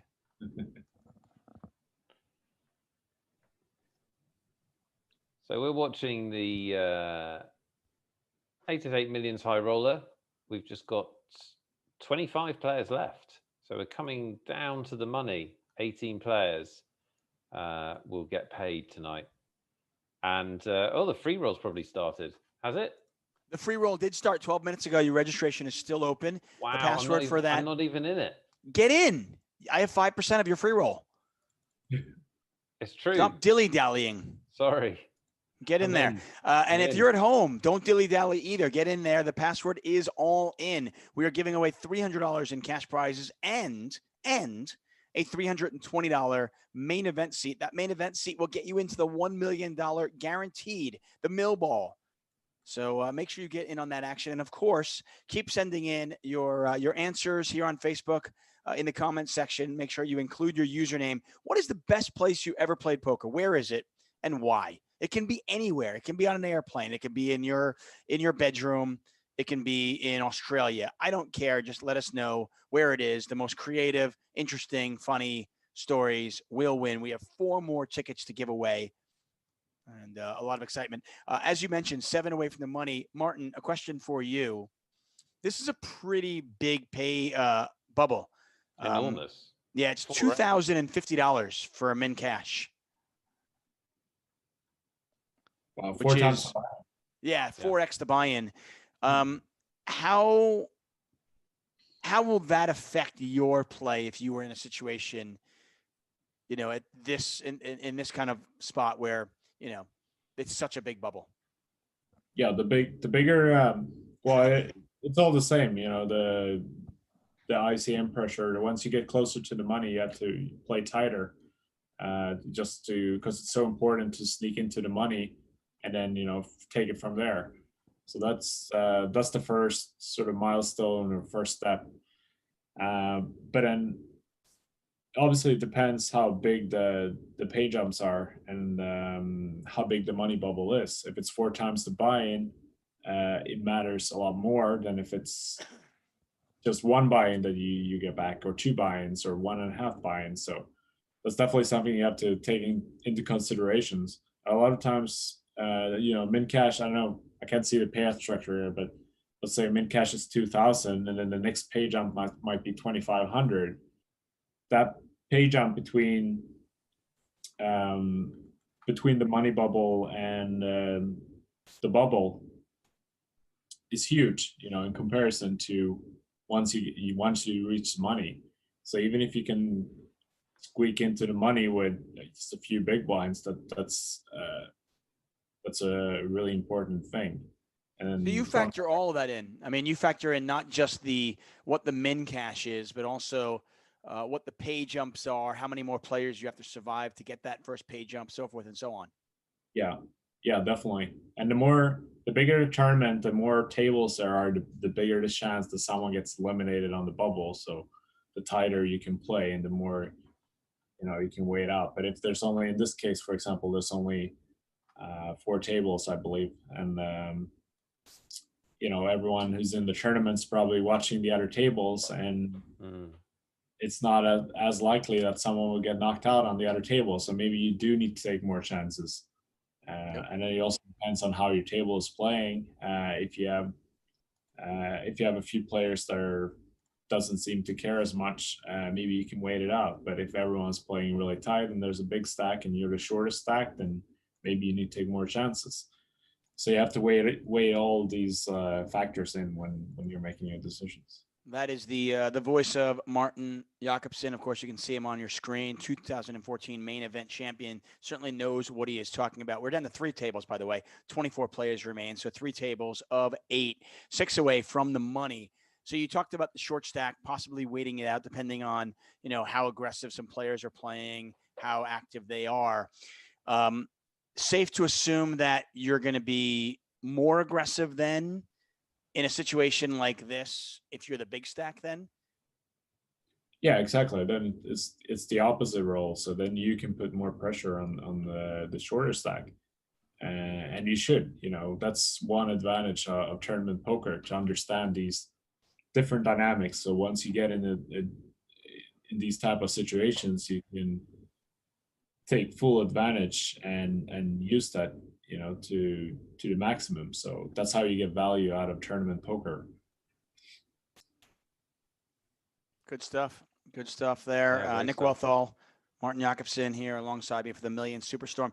Martin, while we have you, I'd love you to. You're going to award one of the winners. I'm gonna read some of these contest entries, and the one that kind of speaks to you the most, the one that you enjoy the most, you let us know which one that is, and we will make sure that is the 3rd winner. We got an all in here from Demon 666. This is over an open from Bell's View. So this is a small blind shove. Only 7 big blinds in the stack, so very unlikely this to be anything but a really, really good hand, right, Nick? Yeah, it's going to be pretty strong. Yeah, Ace King. Yeah. Makes sense. Neither player with a spade in their hands, and Ace on the river seals it. Didn't need the ace, just needed to fade a queen, and does that. You just figure a situation like that where you've got no fold equity, you're the button next, so you can wait it out a little bit.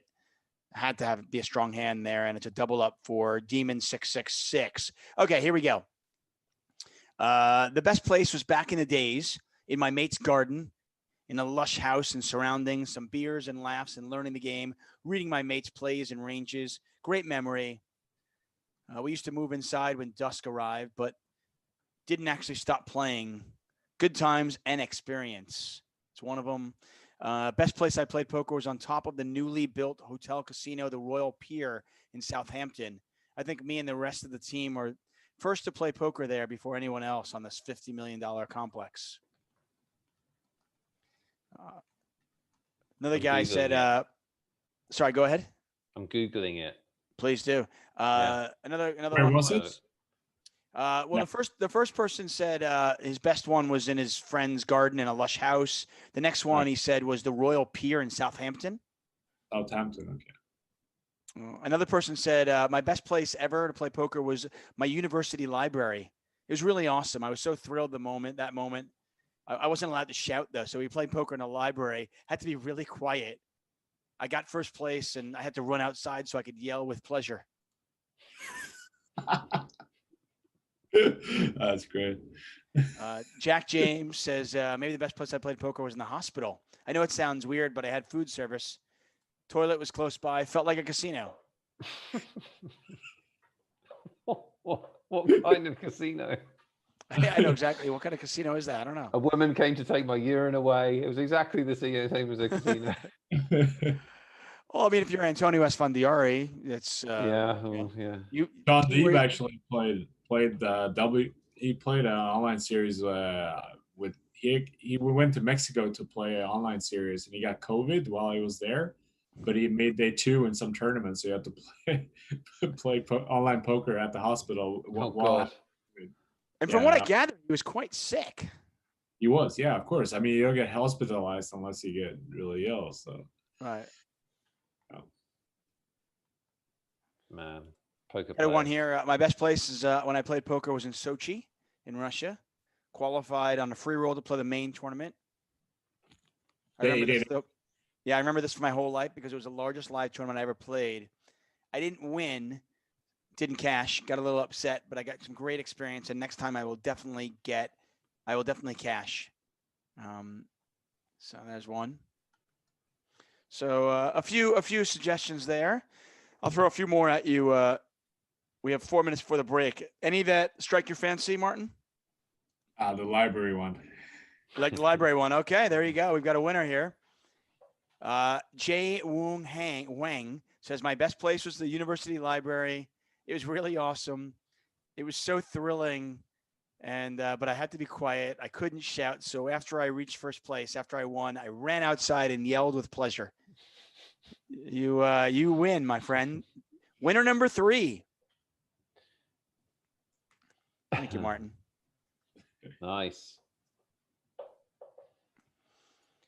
Jay Huang, we need to know your 888 username for you to actually win, though. So let us know what that is in the chat, please. Andre David, you can still get into the password. The free roll for that is all in.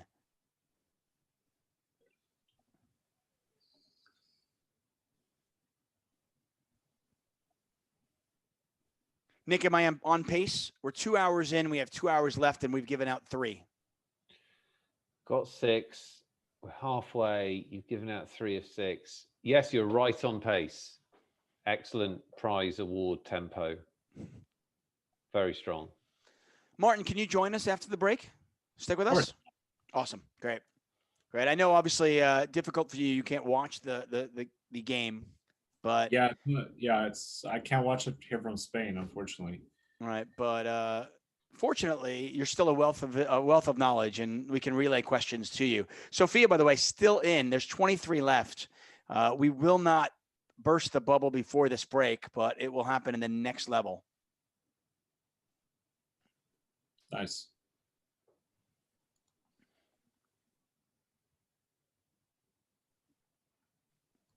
I'm going to put you on the spot, Martin, and I don't want you to answer the question now. I want you to think about it during the break. I'm going to tease the audience, make them come back.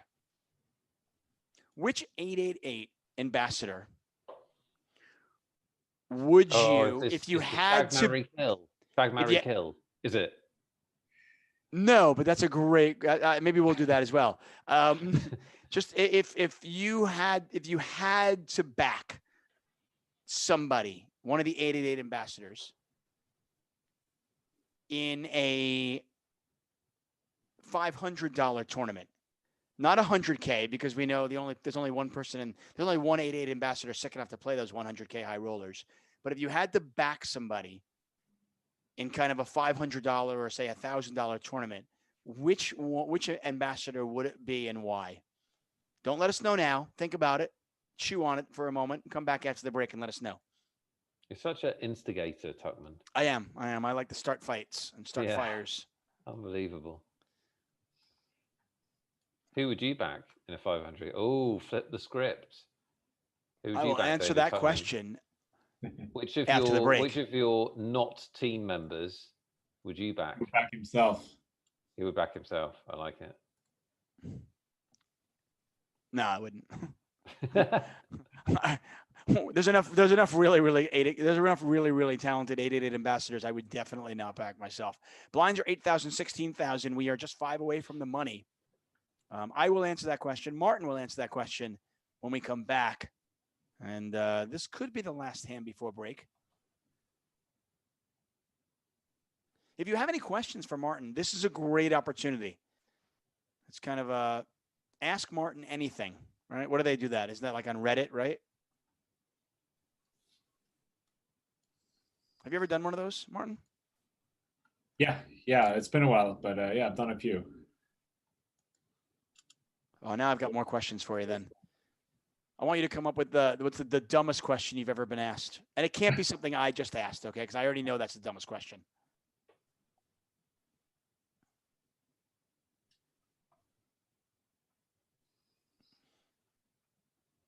Players using their time now. Yeah, I'm slightly worried that this could be a really long bubble because there's a lot of players who know what they're doing. It's a very big bubble. Like Martin said, they can all look at the tables because there's only like 3 tables in play. I think we could be in for some slow poker. I think there's no doubt. It's a perfect time to ask Martin Jacobson your question. Whatever you wanted to know about Martin, poker, whatever has kind of been bugging you, ask away when we come back from the break. This will be the last hand before the players go on a break. And depending on how long it takes, it could be back in 3 minutes. I mean, you'll only half make your sandwich. Okay, we're out. We're out. See you in 4 minutes.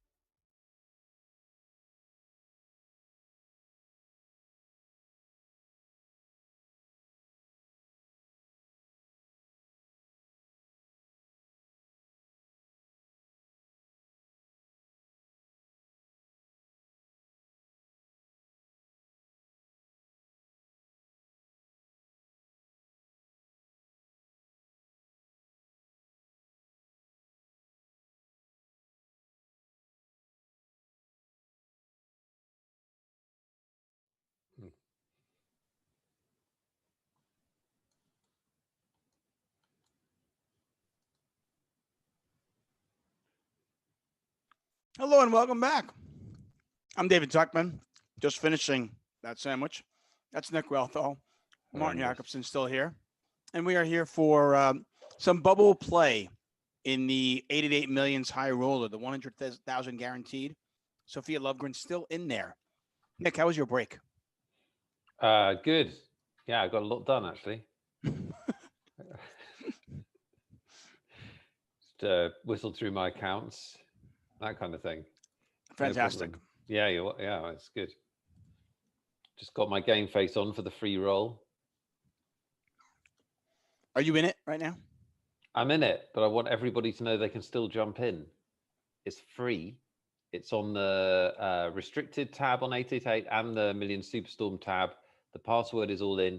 You can win a main event ticket for this Sunday. Play for your share of the mill ball, or win some cash as well. You got to beat me though, and I'm still in. So good luck. Ooh, yeah, it's going to be tough. Odds Late registration against, still odds open. against. As I always mention, bounty on Nick's head. I do have a 5% free roll of his free roll, but if you are lucky enough to get it in bad versus Nick Wealthall, because that's the only way he loses, you got to get it in Correct. bad. And you got to give him a bad beat. But if you give Nick Wealthall a bad beat and you knock him out, you will you have the opportunity to get a drink from me. That's right, a drink of your choice at our next 888 live event. Just come over to me and say, I knocked out Nick Wealthall on a free roll, and I will buy you your drink of your choice, whatever you want. You want a coffee, you want a beer, you want a glass of wine, it's on me. Bear in mind that I have no clue who knocks me out ever. I pay no attention whatsoever. So you can basically just go up to David Tuchman and get a drink.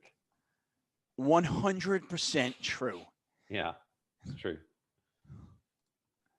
Martin, you've had 6-7 minutes to think about this.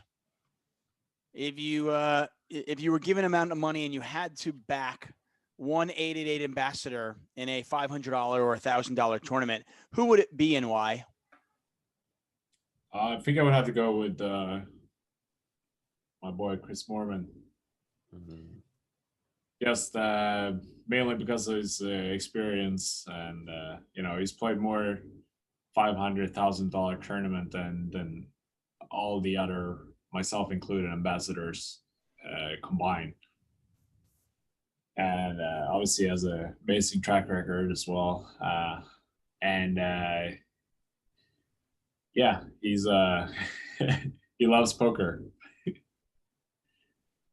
All good answers there. And I can't say you're wrong. I too would back Chris Mormon, but my reasons for why are completely different. I would back him simply because I think he would look the cutest in a football uniform. That's it. I'm a shallow person, and if we'll just go for the best looking person we have on the team. So why football uniform? I don't know. I was just it's American football season. Thread, Martin. Don't you don't want to open that box. Tell me more, David, about your cosplay fantasies involving members of the agent. No. Nick, thank you for ending this conversation. I do appreciate You're that. welcome. And welcome to all of you who are joining us here for the 8 million guaranteed Million Superstorm series. This one is not guaranteed for 8 million. It's only 100,000 guaranteed only, I say, of course. That's pretty phenomenal. First place, 23K. And we are 5 away from the money. Sophia Lovegren in the bottom center of your screen on a somewhat short stack now. Just about 12 and a half big blinds. Actually, 13 big blinds, pardon me.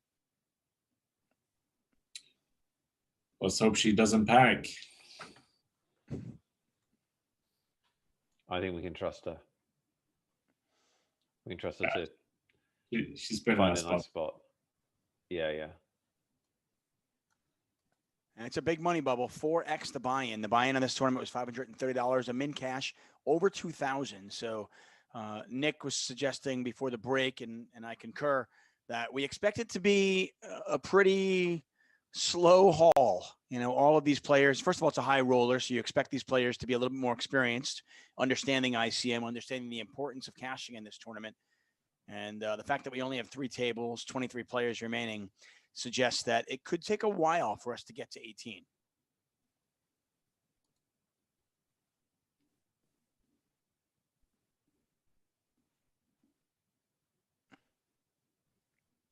If anybody out there has any questions for 888 Ambassador Martin Jacobson, let us know in the chat.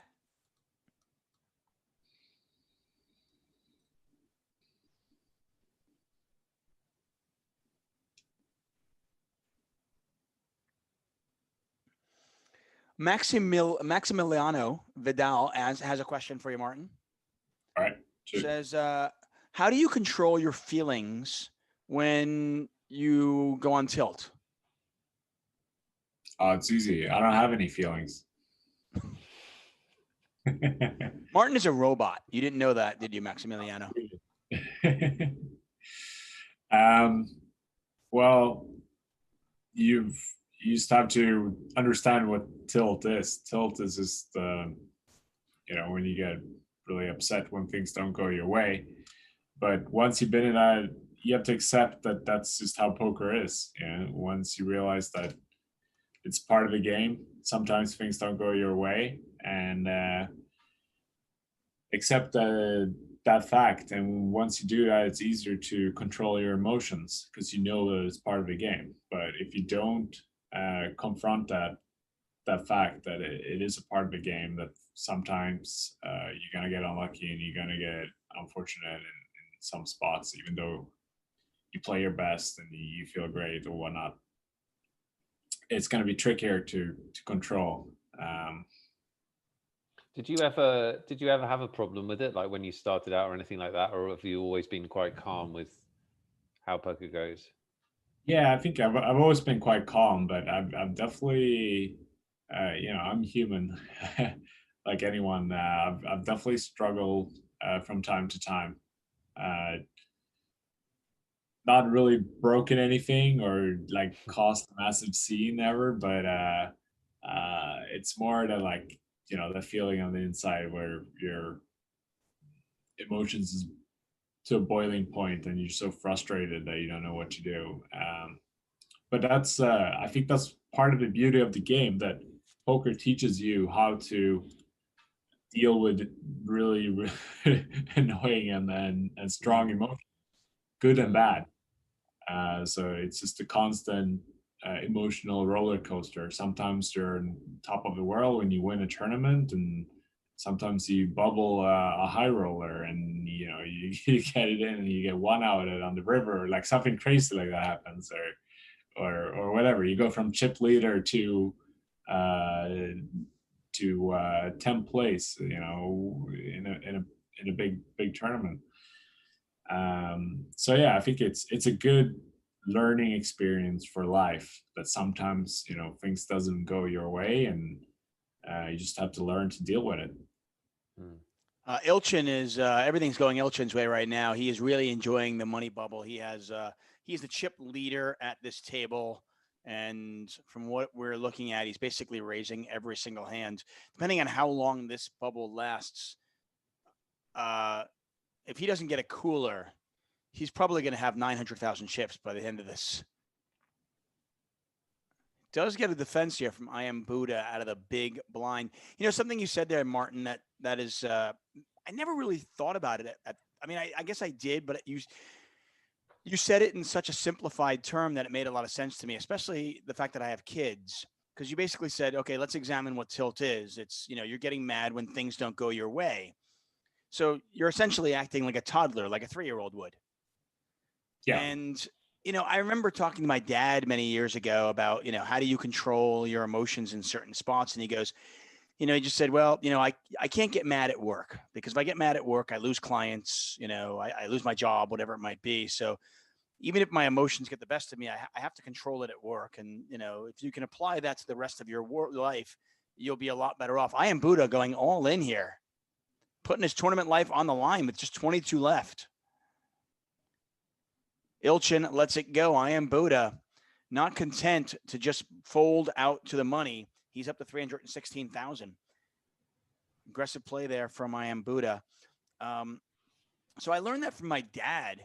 And I think as a poker player, it's kind of like, have some maturity. Don't act like a child, and realize, you're playing for money here.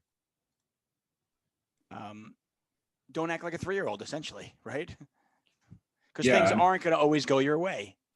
And to add to that, I know it's easier said than done, but just try to always focus on the things you can control. And if you keep repeating that to yourself, that try to differentiate on the things that you can control and the things that you can't control.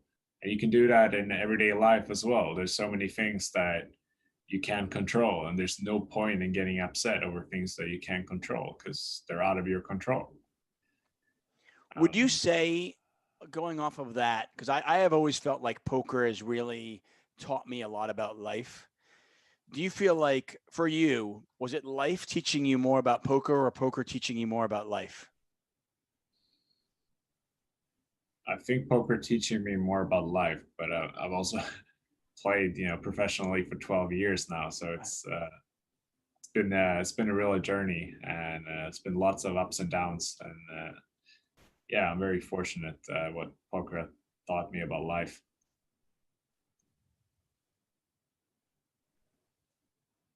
One of the most frustrating things I think, for poker players, at least for me, when I'm talking to people that are not poker players, is I feel like people that don't play poker are so results oriented about everything in life. And a poker player, we just approach it differently. We try to really, we try to take the results and say, okay, well, I don't have control over that. All I can control is the decision-making process, right? What decision did I make? Did I make the right decision in the spot, whether it worked out or not? And when you try to have that conversation with somebody who doesn't play poker, it just explodes their mind. Yeah, exactly.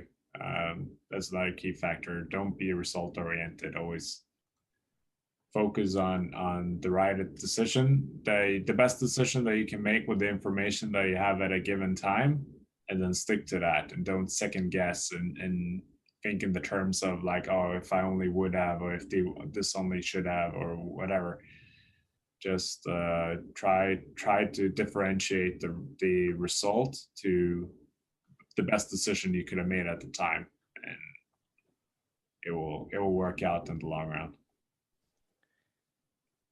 Once again, thanks for joining us here. Martin Jacobson, Nick Wealthall, alongside me for the 100K high roller. $530 got you in. We are essentially on the bubble. 22 players remain. 18 will cash. Min cash, $2,050. Boyfix is all in for a little bit over 8 big blinds. And this Boyfix 18.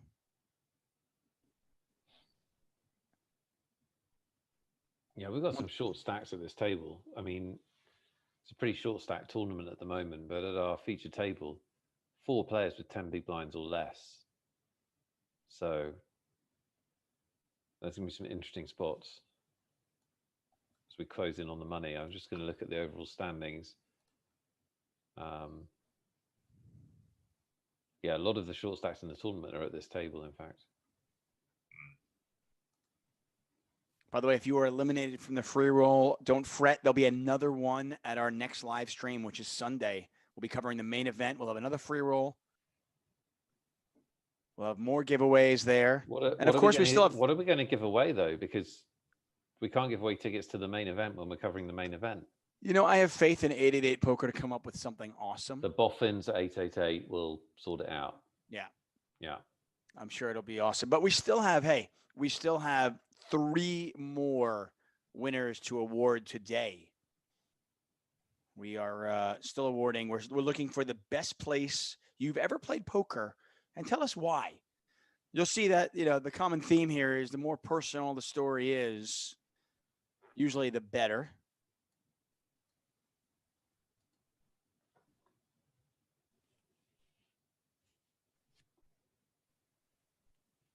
Nick, you've told the story that you met your wife in poker. Was it at a specific tournament or?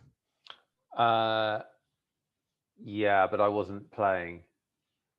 So it was at the World Series of Poker Europe in London. She was running the event. And I was just down there meeting some people and whatever. And then there was a media event, and I played in the media event, and she was organizing the media event. So I met her that way. and she Is that hated me. 2008?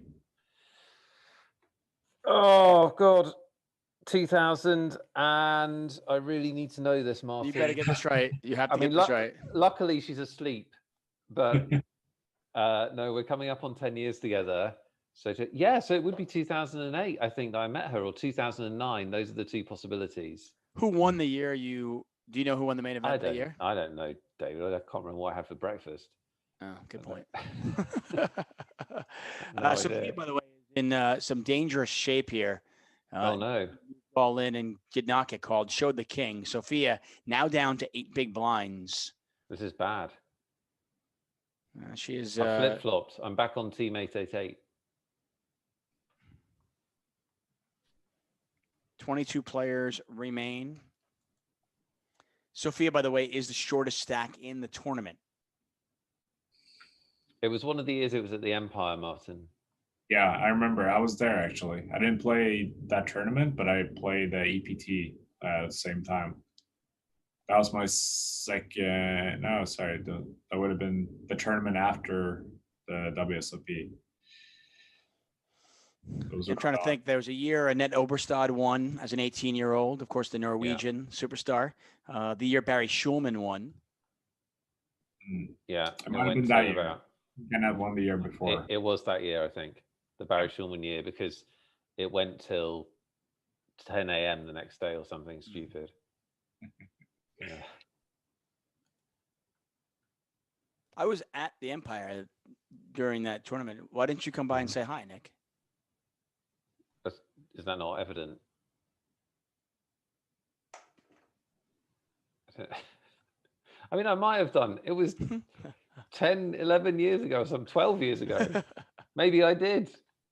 You might have. You very well might have been like. Weirdly, David, the time that I met my wife is slightly more prominent in my, when I think about that event, that's kind of the main thing.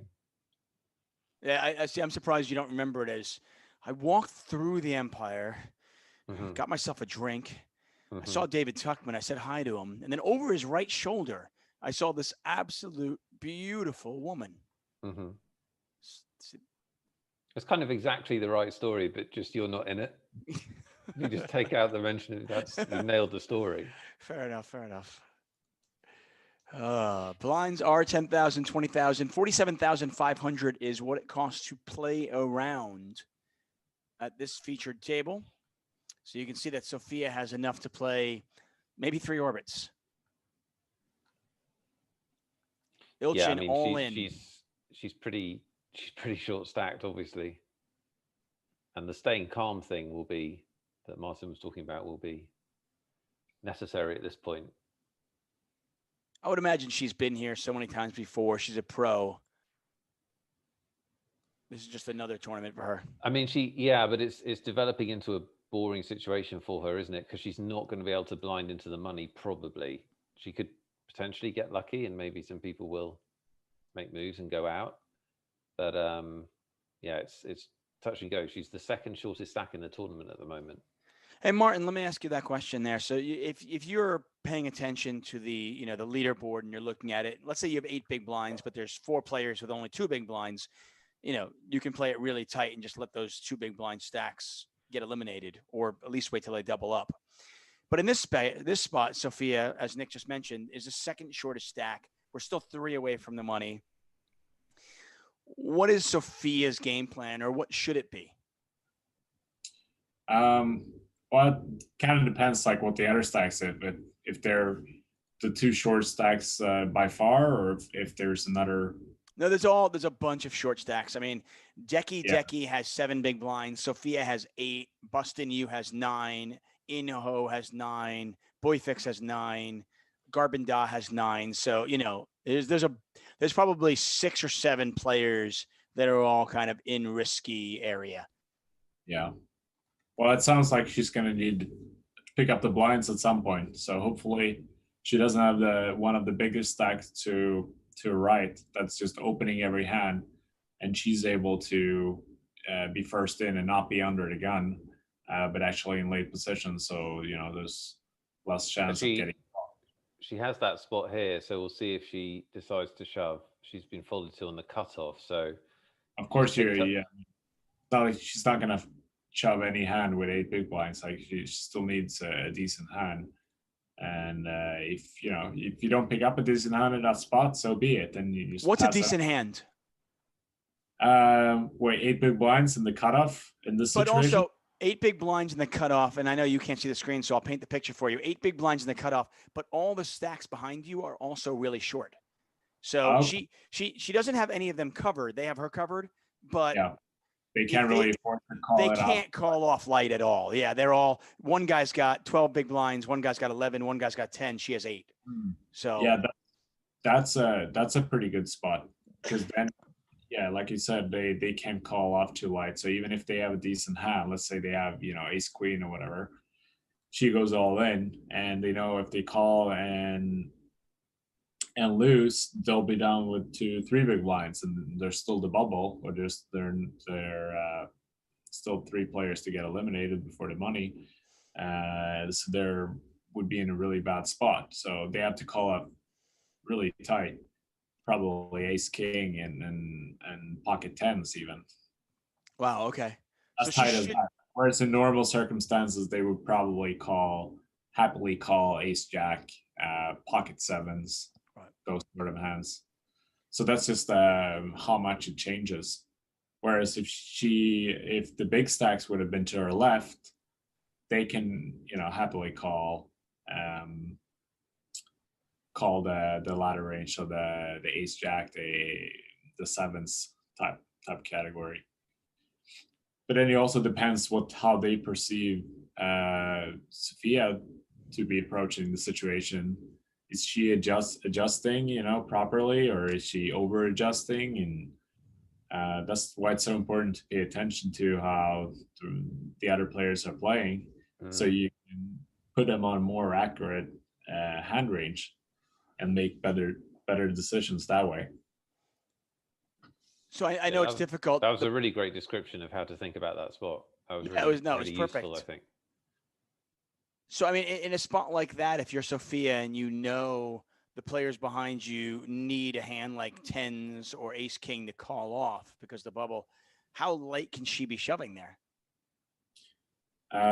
With like three players behind. Yeah. I mean, she can go pretty light. I wouldn't say any 2 cards, but probably about 50% of hands. Wow. Okay. Well, that's not the case here, as Ilchin, our chip leader, has moved all in. And nobody wants to get involved. Nobody wants to risk $2,050 in real money. That is what the bubble. We're 3 away from the money. Busting You, by the way, is down to crumbs. Just 5,841 chips. Sophia, still our second shortest stack.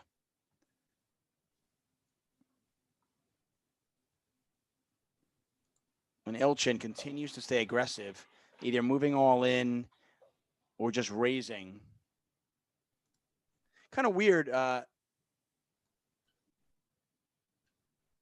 guess he could min raise here, Martin, rather than move all in, simply because he knows that his opponents are never going to be shoving light, right? Exactly. Yeah. Sometimes it's unnecessary to go all in if the players behind you aren't over adjusting by jamming light on you. Then you might as well min raise every hand, and it will turn out a lot cheaper when people behind you wake up with a hand. 2014 World Series of Poker Main Event Champion, 888 Ambassador Martin Jacobson, alongside Nick and myself here for the high roller, $530 buy-in. We are hand for hand now. 20 players remain. Bustin' You did get knocked out, so we're looking for two more eliminations. I have a question, Martin.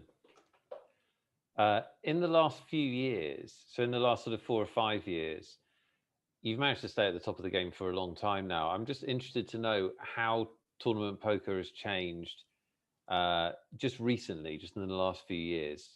what differences have you seen in terms of how people are playing or working on their game, or what level that professionals tend to be at? I would say poker's reached a very high level, at least at the higher stakes. People are clearly using a lot more time to study the game and prepare much better than they used to. I feel like just a couple of years ago, before all the software and the tools to massively improve your game became available, people, even myself, was guilty of this, to not put enough time to study the game apart from playing. So you would just invest 90% of your time to playing and maybe 10% to studying. Right. Whereas just as important, well, more important, to take proper time to studying the game to improve and be better prepared when you play, to be able to stay on top of the game and also get your advantage over your opponents, because poker is a zero-sum game. So it's all about, are you better than the opposition?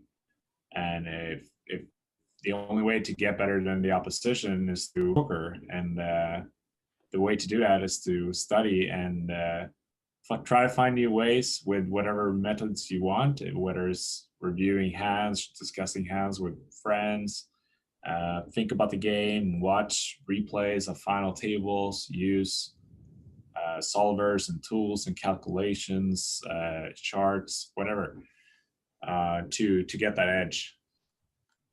Scammer number one just committed ICM suicide, got it all in with Queen 10 against the chip leader, and got it in against King Queen, and Scammer 1 eliminated on the bubble. And with that, Sophia Lovegren has cashed. She limps into the money with under 8 big blinds. She's all in with Queen Jack. There's a queen. There's 2 queens. And she is going to double up to 328,000. I think that's how they drew it up, Nick, right?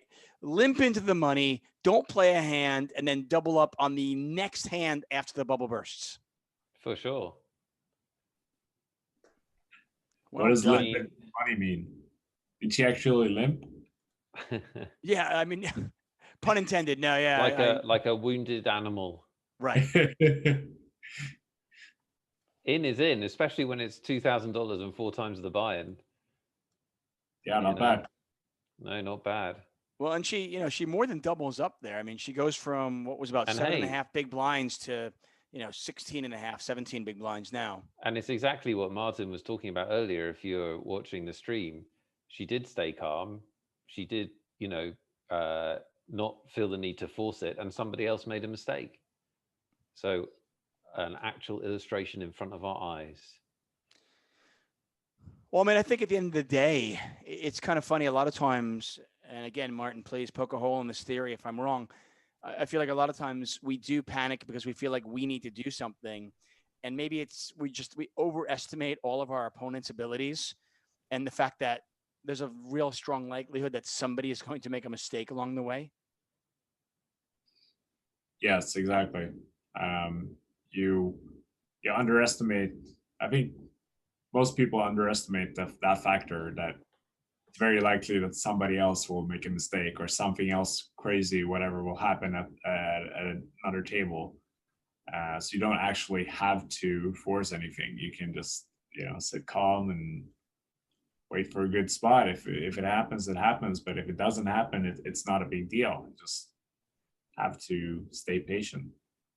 By the way, I'm not sure if I misspoke or the blinds moved up in the interim, but Sophia, who hasn't lost any pots, is now only on about 12 big blinds, because the blinds are now 12,525K. She is on 306,000 chips. So you do the math and realize she is still short stack, but really everybody is. Average stack right now is 458. So, average stack right now is 15. Yeah, 15. I mean, that's not a lot of blinds, right? It's not well, that's the bubble factor. That's what happens when pay jumps when the bubble is massive. players play extra cautious to try to sneak into the money, and as a result, once the money bubble finally bursts, the average stack will be significantly lower, and there will be a big discrepancy between the shortest stacks and the big stacks, because the big stacks obviously been able to accumulate a lot of chips during this time. Which is certainly true now. Sophia's got a big hand. We had an all-in from Bellsboo and a call all-in with Sophia, and there it is. Ace-King versus Ace-8. Neither player with a club in their hand, and the Ace-King is going to hold, making Broadway, eliminating Bellsboo. Bellsboo had the best of Sophia throughout the last hour and a half or so, but Sophia gets the final laugh, eliminating Bellsboo. And Sophia now up over average, 537,000 chips. So she goes from the outhouse to the penthouse, so to speak. She is currently 6th in chips with 17 remaining. That's how fast it can change. No limit hold'em, man. Can always turn. I mean, Nick, how many times? I was just going to say one thing. We have a really high quality lineup in this tournament. We've got a lot of players that we've seen in these tournaments and going deep in these tournaments. The chip leader that's on this table, Paktamaha from Germany. We've seen him many times. Tutton's in 2nd place. Ilchin is in 3rd place. Ragnarak's in 4th place. They're all regulars on 888. So it's a really high quality final, 17 players. I am Buddha, who was really impressive on Sunday. Phuket 0-0-0. We've seen that player time and time again. So, to your point, some really high quality play. And Nick, I was talking about, how you were mentioning how quickly things can change at No Limit Hold'em. How many times have you and I seen a player come back from half a big blind, half of a small blind even, to make a really deep run? Surviving, just so important in these tournaments. Yeah, it's true. It happens, but the shorter stack the tournament, the more likely it is to happen, because the bigger percentage of, the more chips you're picking up in effect every time you win a pot. So the road back is shorter, if you like. Hey, do you have a great? Just lost a pot, unfortunately. Yeah, she did. Kings versus 8s. Obviously, the money's always going to go in there. The chips are always going to go in with these stack depths. So unfortunately for Sophia, the 8s no good up against I Am Buddha's Kings. Martin, do you have a cool, inspiring chip in a chair type of story where you came back from one big blind to win a tournament? Yeah, well, I have a few, but I mean, my main event experience, I think, is a great example. Whereas I started off 8 out of 9 at the final table, and at one point I was down to 7 big blinds with 9 players left. At that point, the chip leader had over 100 big blinds, so it was a big chips discrepancy that I was able to overcome, and that's just a proof of like how quickly things can swing in tournament poker. I was able to go all in. Ace-6 of diamonds versus King Jack. Sophia is going to double up there. She flopped an ace. She turned trips, and she rivers a flush. Huge hand there. And she eliminates a player, and she's back up over $500,000. It's funny, Martin, when you think about that story, when you think about the 2014 main event final table, you're 9 out of 9, right, with 7 big blinds. And at that point, if somebody could have just said, hey, will you take 6th place? I would have said no. Really? Yeah. Wow. That's amazing. Cool. That's really cool. Because you actually went on to win it, so that's Ace-10 versus King-Queen. Ace-10 of spades is going to hold without making a pair. Is that just, that just screams, I believe you, by the way. I actually believe you would pass up the pay jump from 9th to 6th, because was it just were you that confident in your ability? Yeah, I was. I think the break helped a lot. I had 3 months to prepare, both, game like technically and mentally, especially mentally. So I was just really prepared for whatever would happen, whatever situation I would be in.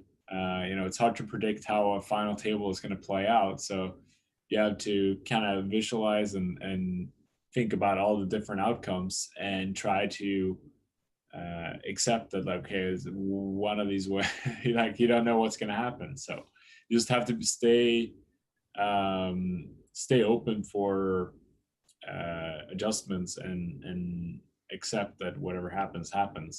And once you do that and you have the goal in mind, it's easier to accept and just be able to play your game and don't stress out whatever happens. As long as you're in the tournament, you still have a shot to win it, no matter how short you are. Yeah, that's great advice. I'm interested in something you said earlier, because we were talking about the best place to play, and you said obviously the final table itself with the ESPN stream and a crowd and the big occasion and so on. I was interested, could you prepare for the nerves and the adrenaline and the kind of hyper focus that's on you when you're playing that completely unique final table, or was that just something you had to experience and figure out on the fly? Yeah, sort of. One thing that I tried to do was play with a lot of noise around me, because I knew there was going to be thousands of people in the crowd, and I knew that there was one Brazilian player, Bruno, and I remember him. Over 300 Brazilians. So you can imagine how much noise they all made. They were singing and shouting, and there was a lot going on, and it's just very unusual, to play a poker tournament under these conditions. So it's hard to prepare for it. But what I was trying to do was to get better at focusing under uncomfortable circumstances. So I would play, annoying music, annoying sounds. Oh, that's really smart. Did you play? Did you play Nick's commentary in the background, like really loud? Yeah. I've been told I'm very soothing. Yeah, in fairness, if there was going to be an annoying commentator voice, it would definitely be mine. Ace Jack versus 6-7. Ace Jack is going to hold in this particular spot. That's really smart. So for people watching, it's really interesting because you're replicating the sensations that you'll have. You can't replicate the exact thing, but you can replicate the kind of problems you'll have when you're actually in the situation. And then, it's funny. We've seen sports teams do that, where they've piped in crowd noise to make their players, operate under those circumstances. That's what the Astros are doing with the garbage can, right? Exactly. Yes. That's what they were doing. Almost definitely. Did you make sure did you play poker under like blaring hot lights too? Try to replicate that experience. No, but I've done that before. It's a bit annoying sometimes because it can get brutally hot, but it is what it is. Got a lot of action here. Nines, ace, king versus king, queen, a three-way all in.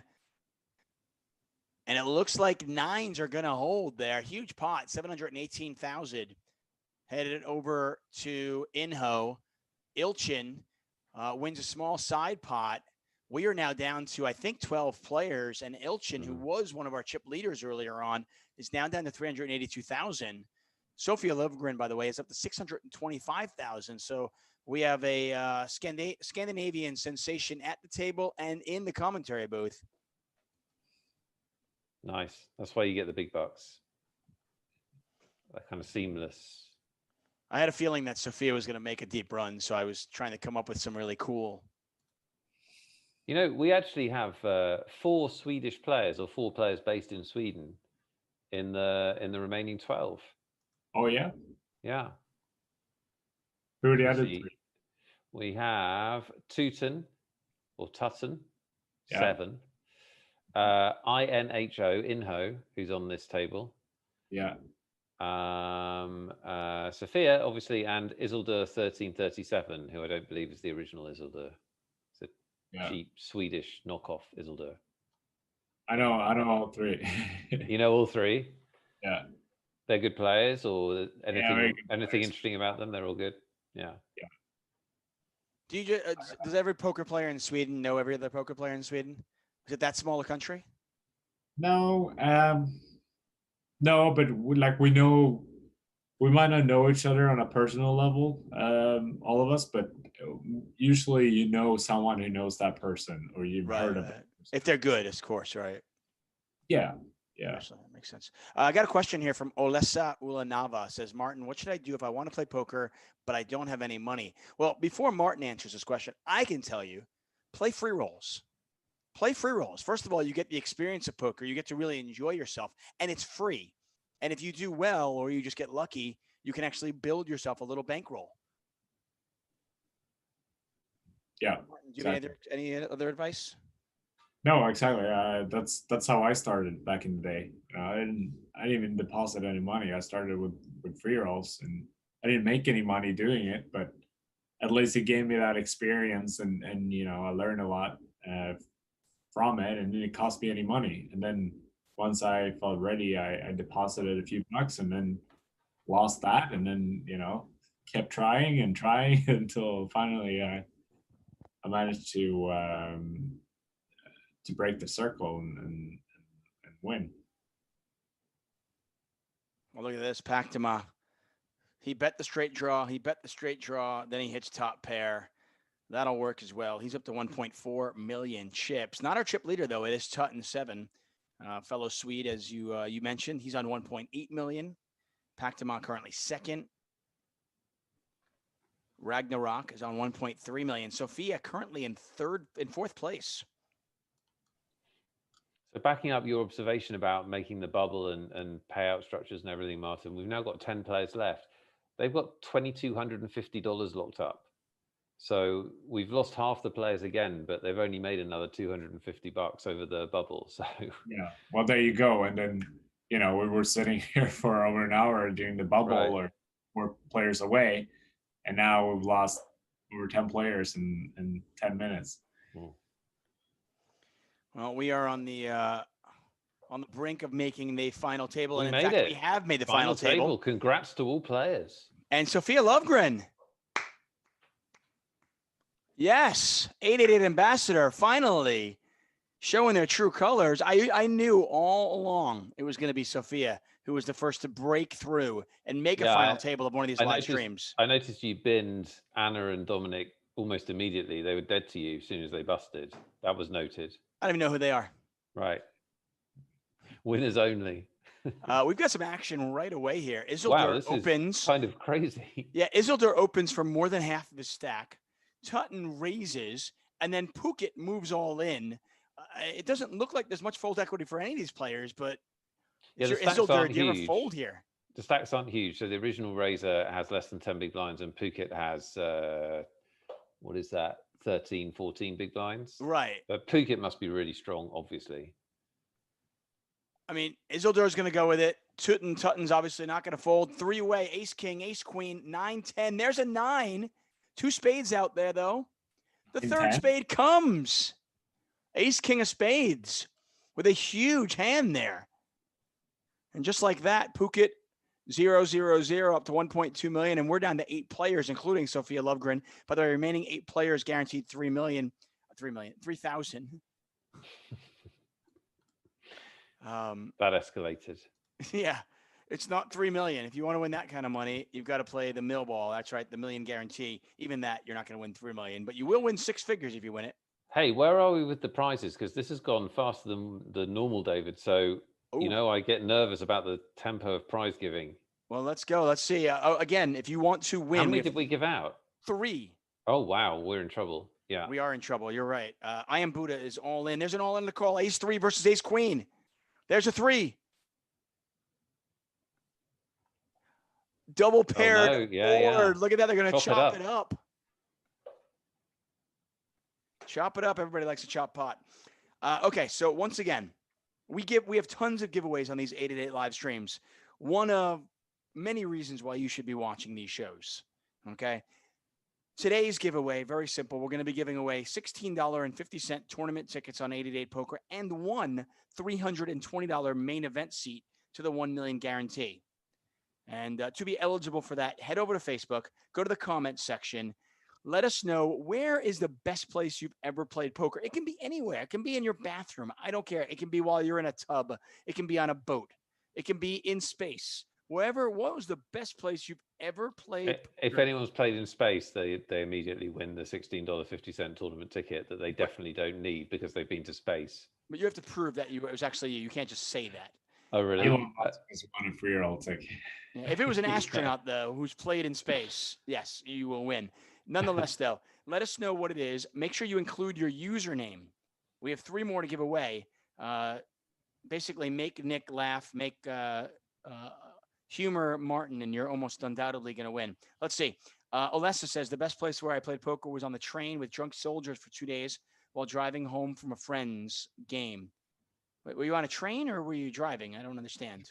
That sounds like a bullshit story.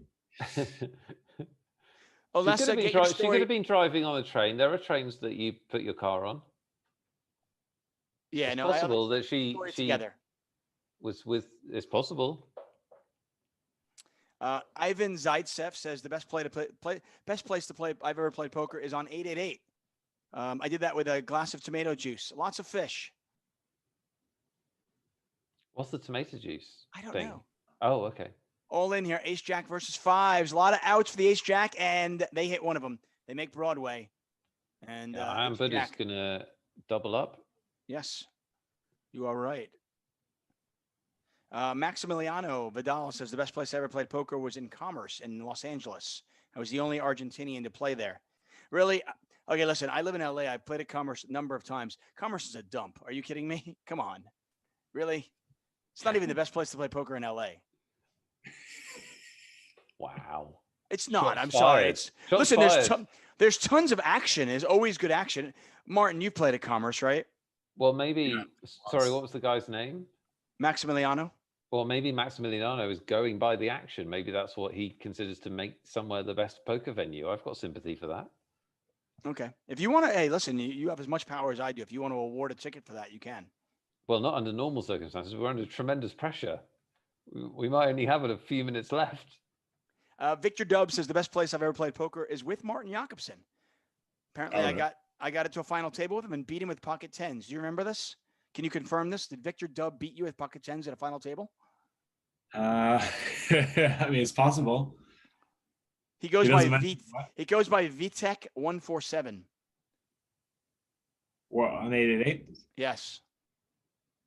Vitek, where you can win if you say where this was, so we can actually confirm it. You definitely win if it's a real story. Sure, yeah, sure. Martin looks less than convinced though. Victor. He's never lost a final table. That's the problem. Yeah. Especially versus 10s. Yeah.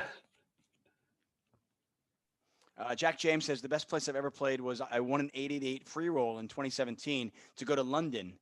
And I played in a 50K guaranteed. I got 2 minutes of TV fame. It ended up costing me money because London was so expensive, but I met amazing people and the experience was out of this world. Lifelong memory. Jack James, you just won. James, ticket good. number 4. Especially the dig at London, which is completely accurate. I can relate to that. Winner number 4, Jack James. Congratulations. We have 2 more to give out. And not a lot of time. So if you enter now, you got an amazing chance. Trust me. Right. Again, it doesn't have to be a real story, but it can be. I mean, I'm not really looking for a fake one here. I really want to know. I genuinely want to know. Where's the best place you ever played poker? This is not the time to say, well, that time I played with your pig, Tuchman. See, normally you'd win. Normally you'd win with that answer, but not today. And there are different ways to go at it, because like my best place to play poker is different from the place I was happiest playing poker. And we've had winners those 2 different things. So you can go to different ways, but just enter, you'll probably win. Oh wow. This is whoa, what happened here? Yeah, whoa. Whoa. Set is gonna hold. Middle set versus aces versus top pair. 3-way pot, huge 3-way pot. Iron Buddha's going to eliminate one person, cripple Ragnarok, and be the chip leader. Did I Am Buddha? I know they made a deep run on Sunday. Did they final table that as well? Yeah, they final tabled. I think they final tabled. Yeah. So back-to-back final tables here in the Million Superstorm. Yeah, my memory's hazy, but I think so. I mean, definitely like a top 15 run, top 20 run. I know that. That was a monster pot. Yeah, Down I am to Buddha's on 7. 2.5 million. And we are down to, we're down to 7. The remaining 7 players guaranteed $4,000. Yeah, that's right. Remember, our production team have kindly pointed out we're being dumb. He was making the deal. Remember, right? He proposed the deal at the end, so he was in the 4-way chop. By the way, we got clarification on that for any of you who joined us on Sunday and wanted to know what the confusion was at the end there. The players have an option, and in that particular tournament, a little bit of money was left over. So they played for a little bit. If no money is left over, the tournament just ends right then and there. So I think in that particular spot, they did leave $2,000 out there to play for.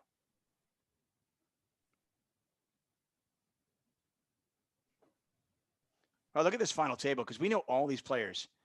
Ragnarok, Sophia, obviously, Tutton, Phuket, I Am Buddha, Pactama 23.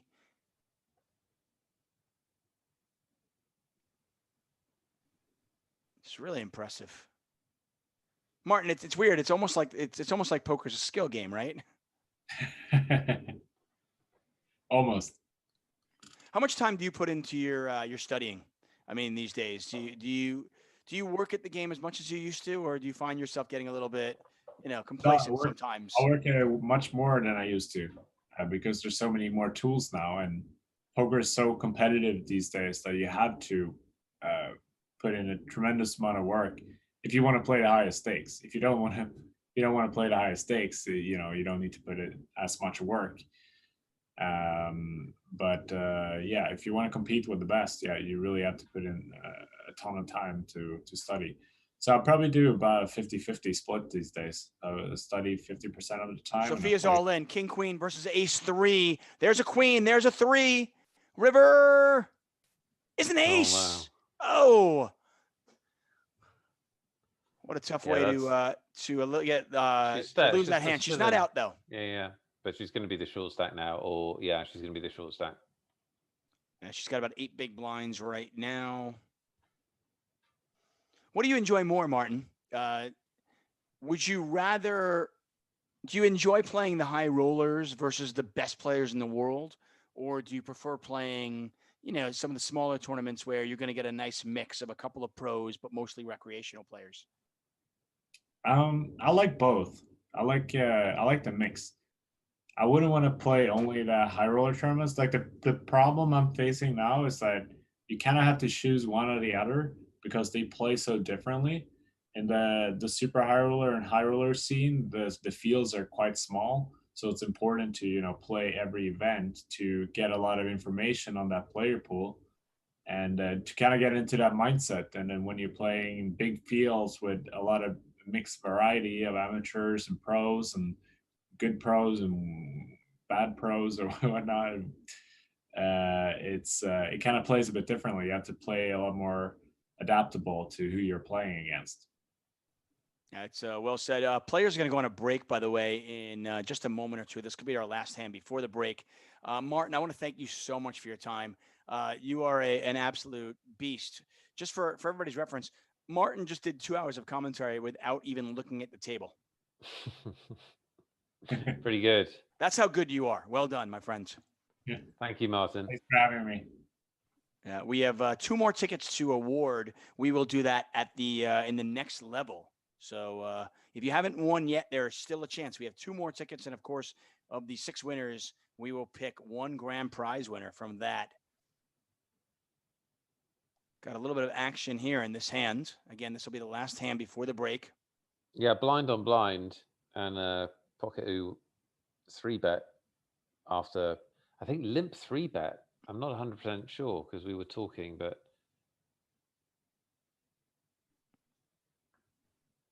Checks on the turn here. Hand, yeah, after getting flattered on the flop. Pactama is going to bet 157 and take that one down, and that'll take us to break. Once again, thank you so much, Martin. Good luck to you. Travel safe tomorrow, and good luck in the main event next week. Thanks. Hope to see you guys soon. Thank you, Martin. For sure. Martin Jacobson, guys, we say goodbye to him. We say goodbye to you guys for just 5 minutes. We'll see you in 5 minutes for more final table action here from the High Roller.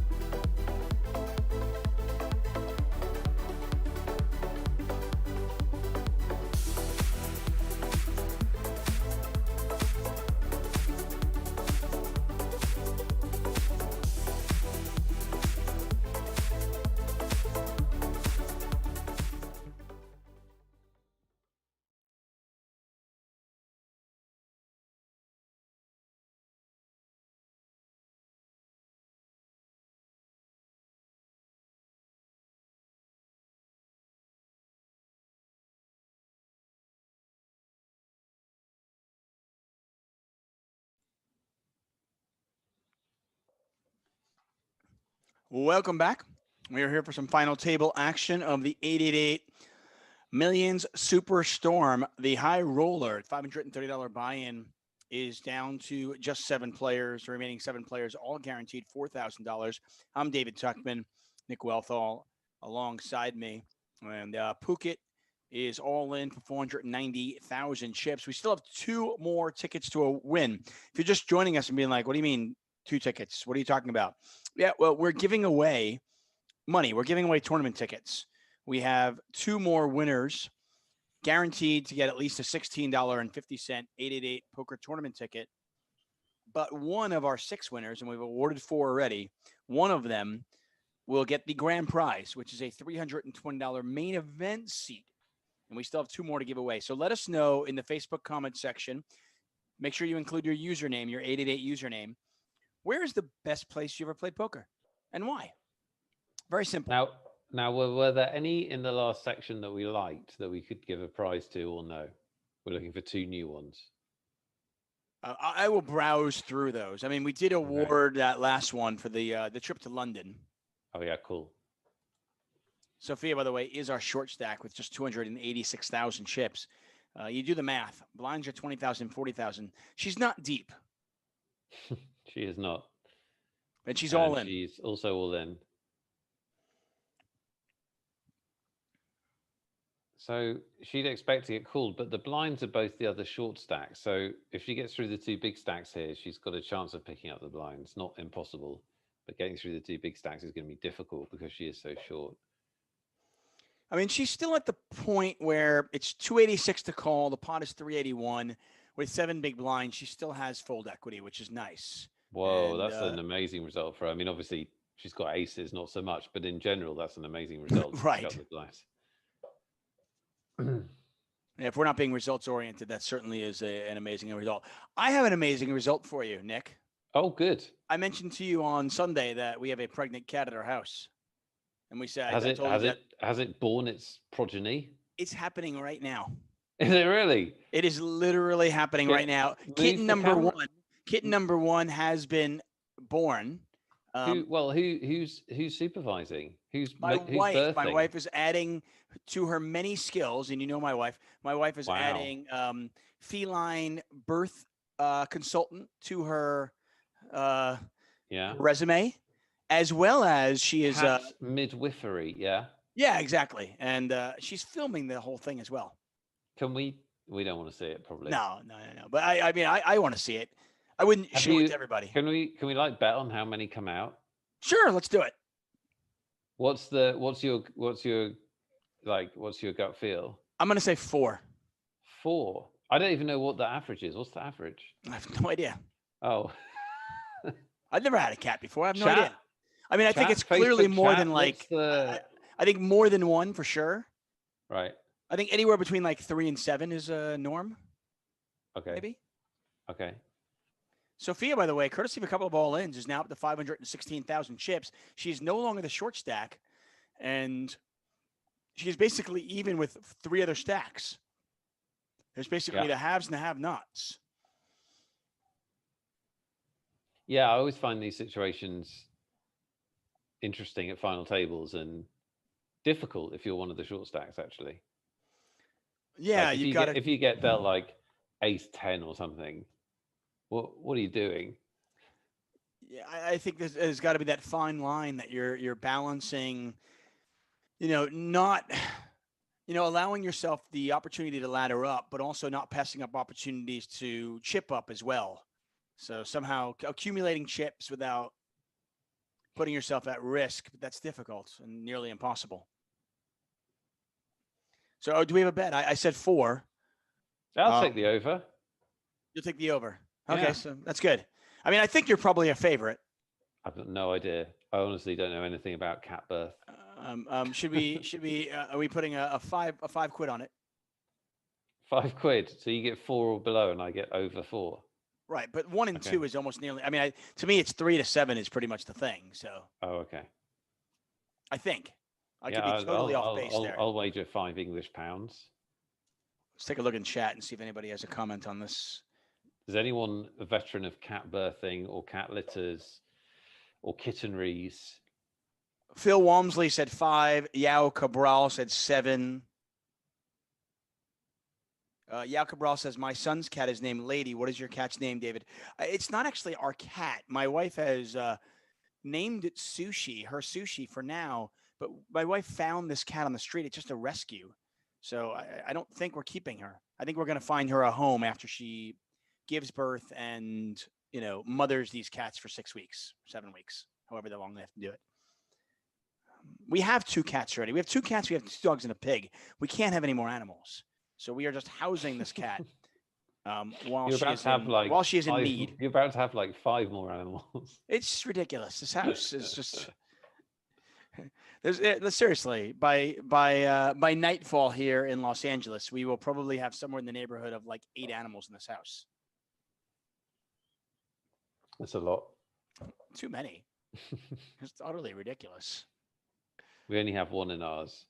It's me. I'm the only animal here.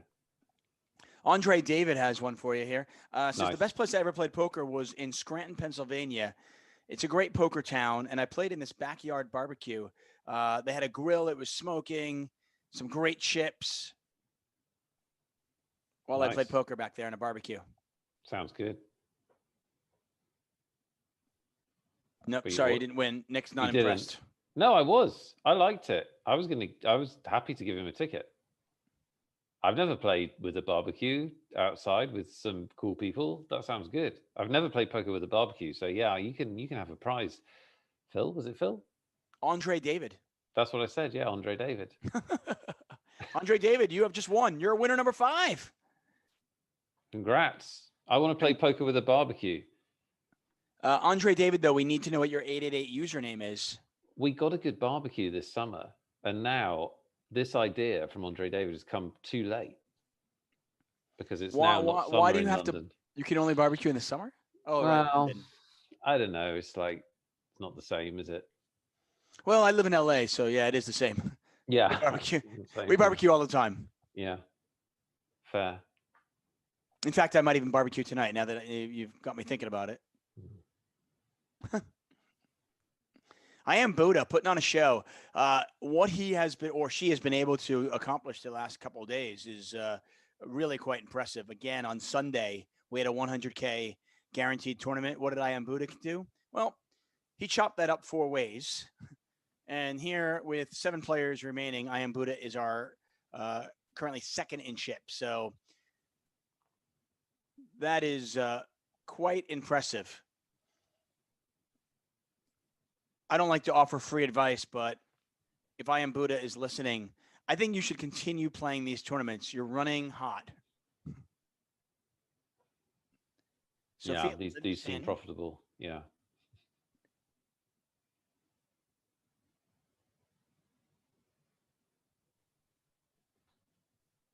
See if I can get Andre David's username.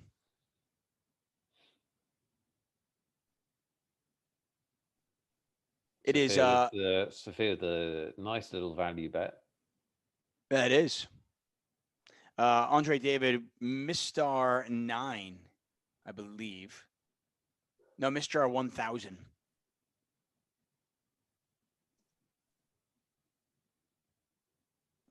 Yeah, I'm Mr. Andre, I am a sucker for barbecue. I love barbecue. One of my least favorite things about London, and I love London, absolutely love it, is the fact that you can't plan a barbecue in London because you just never know when it's going to rain. One of my favorite things about LA is the fact that you can always have a barbecue. Mm. So this year, because of lockdown and COVID and everything, as we're going to see an all-in. We have, yeah. Inho is all in. And a call, all in and a shove. Oh, bad shape for Inho. Yeah, in danger. Looking for a king or a 10. Not going to happen. And the ace will play, and Inho is eliminated in 7th place, earning $4,000. 6 remain. 5K locked up for them all. 23,000 up top. I'll anticipate your question. We've had many barbecues. Just an excuse to get out of the house and do a barbecue in the backyard has been great. Recently, we have not had that many barbecues because there have been fires, and it already smells like smoke. So, but the fires understandable. Yeah, the smoke is kind of away now, so it feels a little bit better. Okay, that's good. Glad to hear it. I seriously might have a barbecue tonight now that I'm thinking. Sounds great. So we invested, I was saying, we invested in our outdoor space, David Tuchman, Oh, because of it was all very, you've got to stay at home with COVID and everything. that's smart. So we got a good barbecue finally. We got some outdoor furniture, some good outdoor furniture. As we see a great spot here for Ragnarok with 6s over 5s, and he will double up. Very important double up for him or her. And we also got a big parasol because it is London.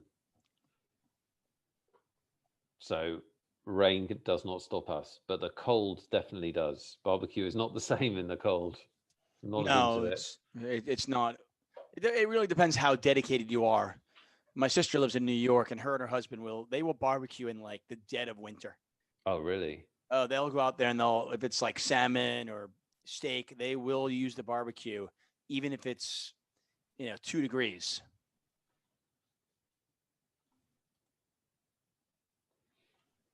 Well, Pactima's proposing a 6-way chop. He says, I don't see any fishes. Maybe I'm the fish, which is quite funny. Because he definitely isn't, by the way. I don't think anybody is in this table. We recognize all the remaining players here, all 6 of them. He's proposed a deal. Nobody else has gone for it yet, is the update.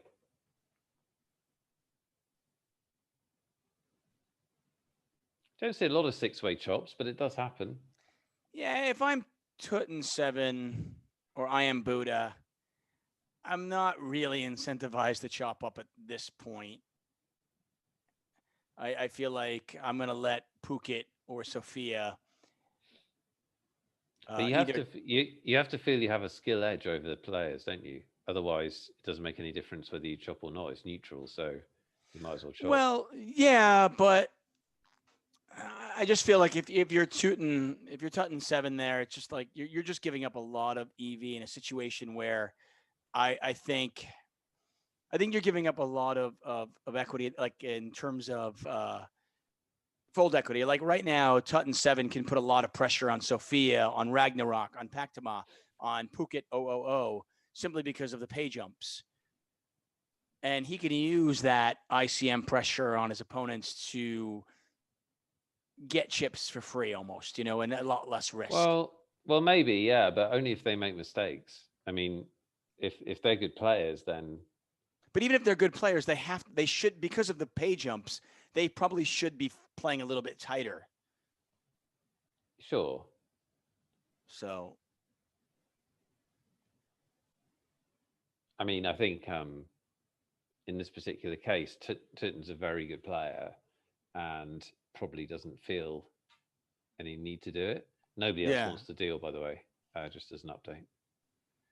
No, I like I said, I would not do it either if I had a lot of chips in this particular spot. I understand from a math perspective it's the same, but I do feel like you have an advantage in this spot if you have a lot of chips and you can put pressure on 2 of the shorter stacks. It's quite interesting. Pactamar's contributing to our discussion. In the chat, he says maybe Tutin has a 0.1% edge over us effectively with 30% variance, which is quite an interesting way of looking at it. It absolutely is. I appreciate that Pactamar's actually joining the conversation. Yeah. I mean, I guess my point is this, and maybe Pactamar can even weigh in on that. I'm curious what he thinks. Right now, if you look at Phuket 000, who's on 6.5 big blinds, and Sophia, who's on 9 big blinds, if you're Pactamar, if you're Ragnarok, you're somewhat handcuffed. You can't really play many hands until one of those short stacks either gets eliminated or doubles up. You've got to play it somewhat cautious as a medium stack.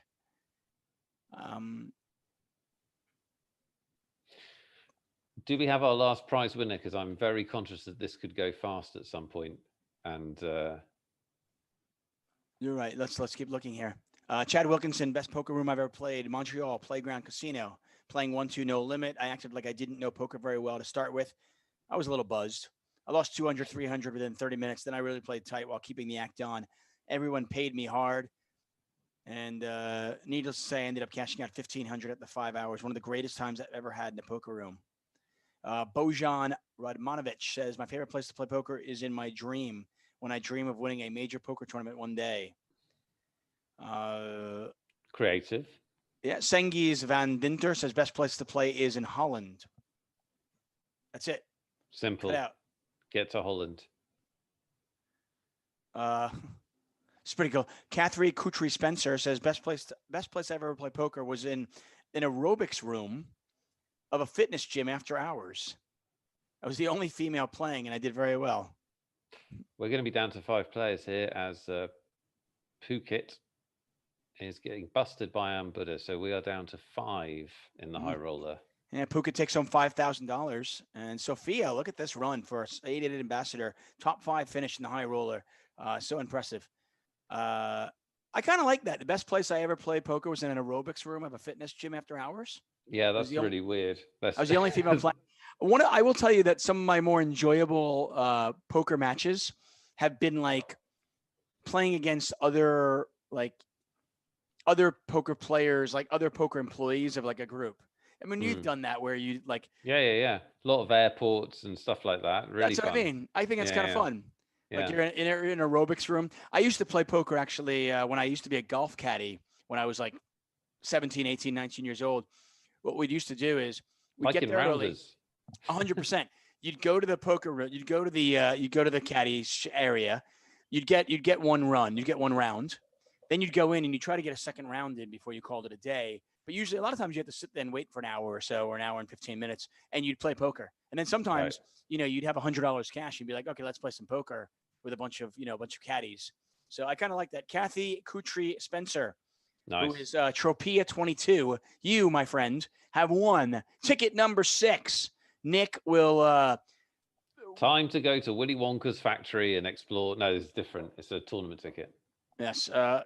Nick will with a very analytical eye look at all 6 of our winners and pick a grand prize winner. I don't remember them. I don't. I remember some of them, but I need to be fair and remember all of them before I completely unfairly just pick one. If you look through our chat, you can look at I have said all the winners in there. Okay. Sophia's all in and cooled and in trouble. And out. Can't hit it. Well, she shoved with a little bit of equity there, and good reason to think she had a lot of fold equity in that spot. But unfortunately, when you run into top pair, you're done. Yeah, she kind of got unlucky in that particular spot. Simply clearly, Pactama made an easy call and the right call with top pair. But how often is Pactama just not going to have anything? And, the good news for her is when she does get called, she's got an escape hatch. Unfortunately for her, she did not hit the 5, and she is out in 5th place. Well done, Sophia. Congratulations on your 5th place finish. $6,000. And Nick, I feel like she did that for us. I mean, I think principally she did it for herself, but yes, part of it was for us, for the stream, for us as people, to share with the viewing public and with me and you, David. I think it was great. Absolutely. Jack Stranger is on the ball here. He says, stand by for the winners list, Nick. Thank you very much. He's going to give you all the winners, and you can choose the grand prize winner. So all 6 of you who have won, first of all, congratulations. If you did not win today, don't worry. There'll be another chance to win on Sunday. We have another live stream. It's going to be an amazing show. We have the main live event. Stream, the show, the biggest tournament ever on 888. Yep. The main event will be on Sunday. Make sure you join us for that one. We'll have more giveaways. All 6 of you guaranteed to win a $16.50 tournament ticket. One of you, selected by Nick Wealthall, will win a main event seat. Okay. Apologies to those not selected. It is going to be quite random.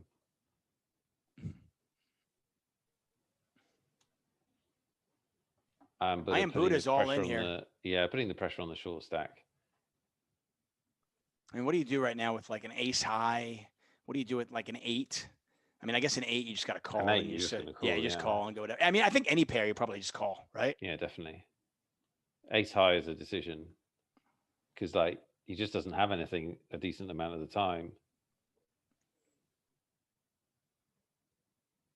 So I know a few of them. I know Leah Maya. I know that was the played with his friends. I know Jay Wong Huang was the library, I believe. Apologies, everyone. I'm just reading. I'm reading the entries. The library, yeah, I like the library. The one in London, that was good. Library, good.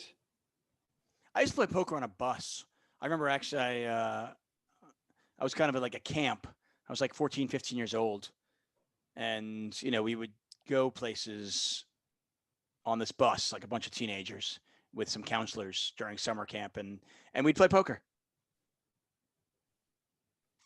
That's cool. Yeah, it was. My actual the place where I've had the most fun playing poker is the Mirage Poker Room 20 years ago when I used to play 10-20, and I just really liked the Mirage Poker Room. You know what's so cool about that is the stories like that's for like the rounders almost that. Yeah, it's not far off. Yeah. Yeah, I loved it there, and it was like easy. It was an easy game, really. It wasn't supposed to be, but it was back in the day. And I was just super comfortable in the room. I loved it. It was great.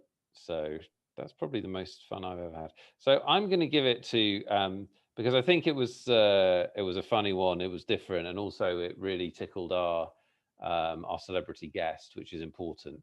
I'm going to give it to the library.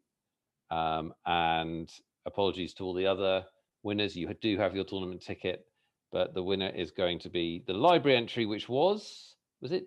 I don't want to say the wrong name. Let me I'm going to confirm that for you. Follow the action for one moment. By the way, 2 tournaments in a row.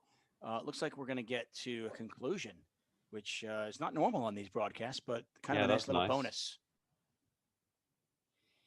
The players have discussed a deal here, but people are not going for it. And I was judging competition entries, so I haven't seen the action in this, but Ace-5 is going to beat Queen-10. And a pretty significant pot for Iron Buddha, who takes the chip lead from Tuchman.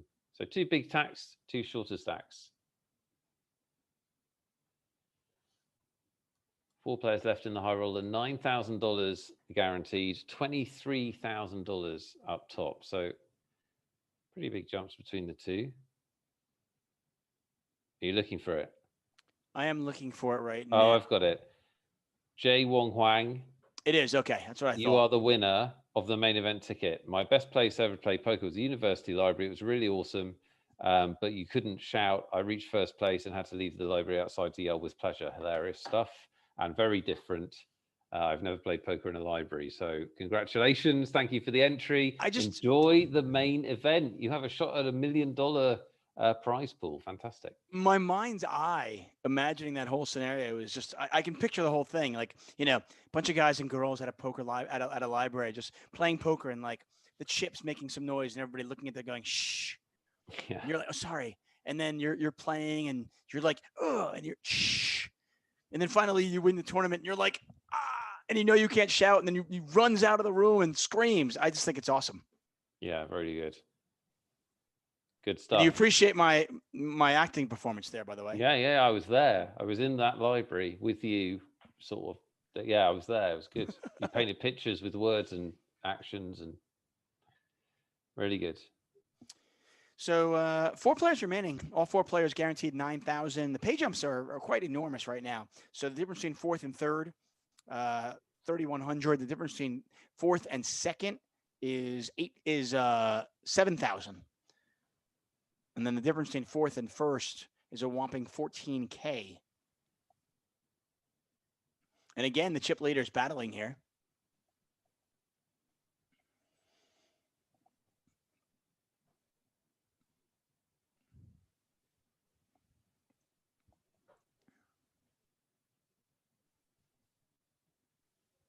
Once again, I want to thank all of you for joining us. Ace-10 versus Ace-10. They're going to chop this one up.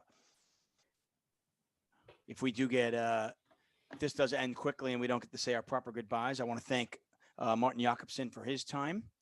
I want to remind you all, we are back at it on Sunday for the tournament, the biggest one on 888, the Mill Ball. The Mill Ball, which I've rebranded it, the Mill Ball. I'm not sure how the 888 people feel about that. Mixed bag, probably. I think it's the Nick Wealthall Mill Ball. Well, Nick Wealthall Millball. I think that would be good. I think that would be nice for them. I would play in that. Thank you. It should be a huge turnout for that one. So make sure you join us on Sunday. And of course, as always, there'll be free rolls, there'll be giveaways, there'll be inane conversations. It'll be a normal live stream. Correct statement. Just escalated. Yeah. First place will be well over 100,000 in that one. All in from Pactama gets through. Adds about 25% to his stack, so very impressive. Yeah, Ragnarok getting critical now under, well, what is that? It's late. My maths have gone to sleep. That's like 7.5 big blinds? Yeah, 7.5. Not a lot. How's just not a lot? Not a lot. Not a lot, but still in there punching. I mean, all of them guaranteed $9,000, so.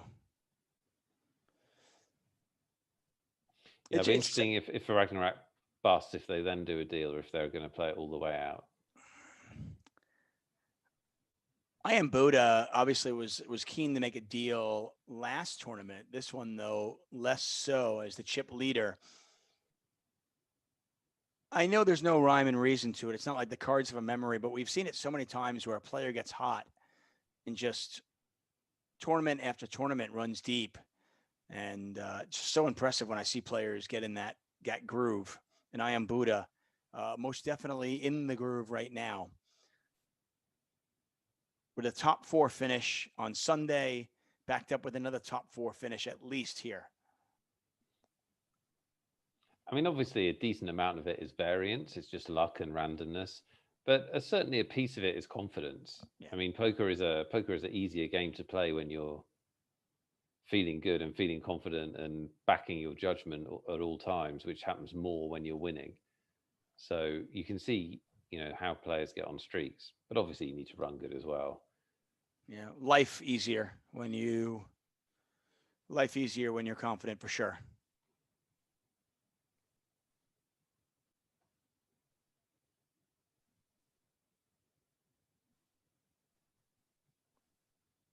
My wife always points out there's a fine line between confidence and arrogance. I'm usually on the wrong side of it. It's harsh, isn't it? True. No. Harsh, but true. Wow. Once again, thank you all here. 888 Poker, the Million Superstorm, 8 million guaranteed across this series. It's been an absolute raging success. And the main event coming up, you can qualify now. Satellites running around the clock.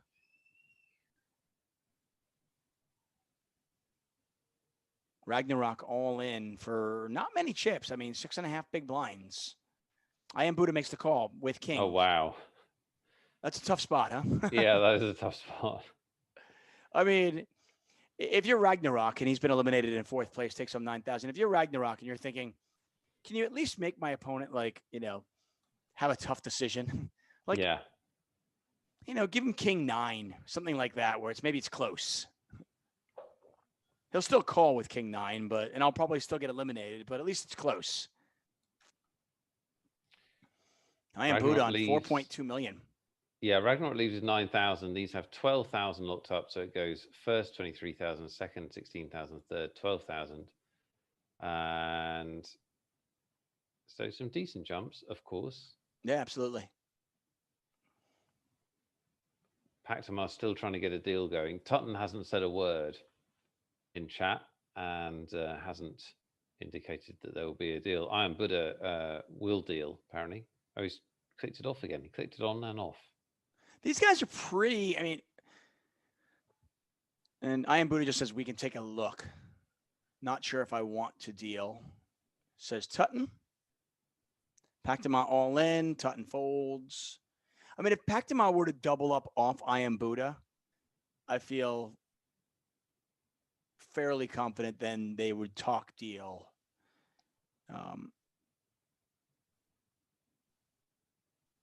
There are chips in play at this point, since we've You know, we got really short, obviously, when we got near the money bubble, but we've gotten down to 3 relatively quickly. And as you can see, with the blinds at 30,000, 60,000, you know, there are some chips in play if we were to get heads up, for sure.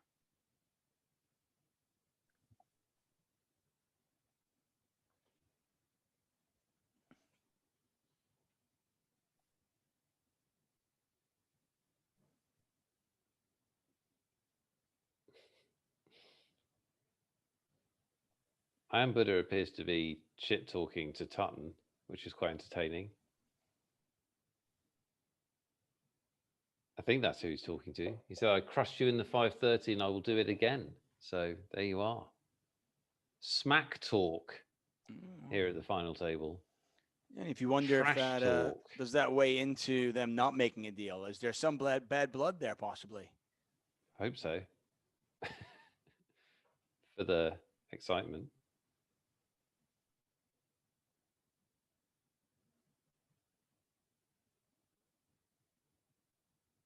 Check raise on this pair board from Pactamar, and Iron Buddha will flat call that. Not a believer. See how Pactamar responds. $500,000 in the pot.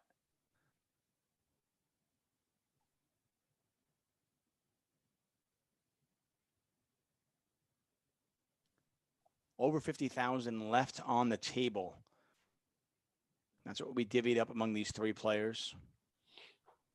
Pactamar could have check raised with nothing. More likely to check raise with like a draw or some kind of equity. I mean, he could have check raised with even a 3 just to try to win it and take it down right there and frankly gotten called by ace high. So this is a really tough spot for Pactamar, depending obviously on what he has.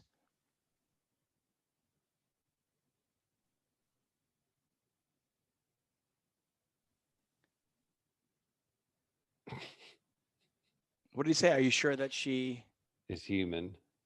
Oh. So Tuchman, they're saying, is Lena 700. So they're saying she's a female player. But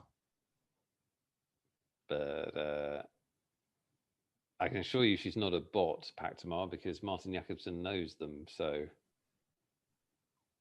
but that's kind of cool to know that we had 2 women make this final table and 1 in the final 3. 2 in the final 5. I mean, as Sophia Lovegren got knocked out in 5th place for $6,000.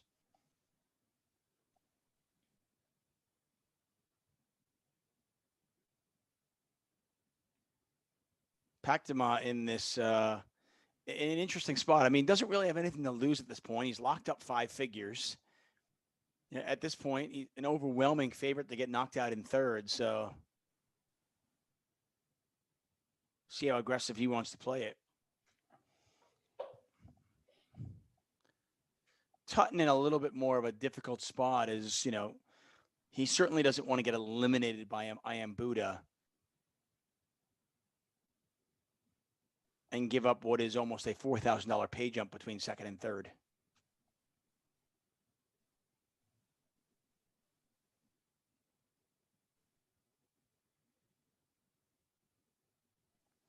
All in and no call. I want to thank all of you who have joined us in the chat as well. Flavia, Ivan, Maxim, Vlade, Mark William Gore. Thank you all for joining us.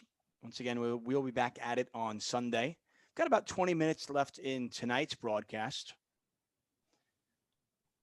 We may or may not be through. I don't know. I mean, this could be, there's enough chips in play that this could go on for, you know, another hour, theoretically. Yes, funny, isn't it? We were short stacked for a long time, but now there's actually quite a lot of money in play. Well, certainly enough, as you say, for some elongated poker. Pactamar's got a decision. Yeah, maybe he does. I don't think he doesn't strike me as the kind of player who is going to be stalling here. Not a ton of incentive to do that at this point.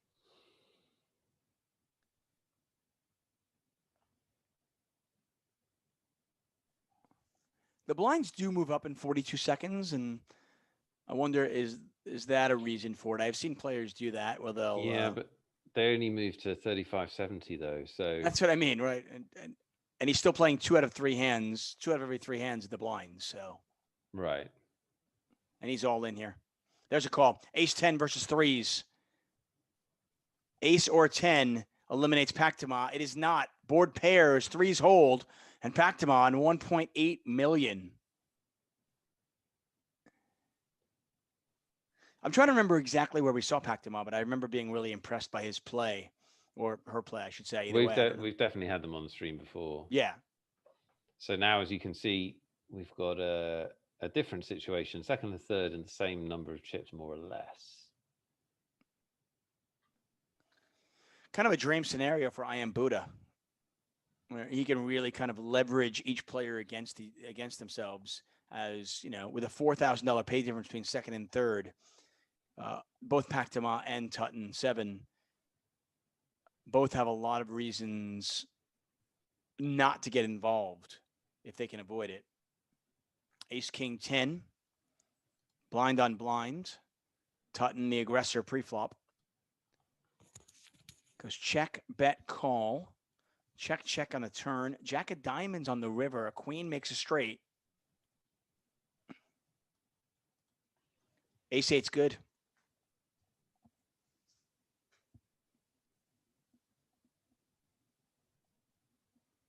And now Tutton 7 is our short stack, although not much in it.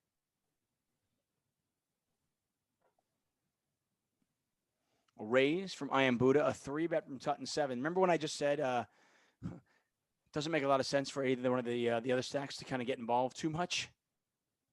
Well, Tutton 7 doesn't care about that. Maybe he has, a real hand. Yeah. He or she. Have we confirmed that Tutton 7 is a woman? Do we know for sure or no? I Am Buddha said it, but I don't know. I don't know if it's the case or not. 3-bet is successful.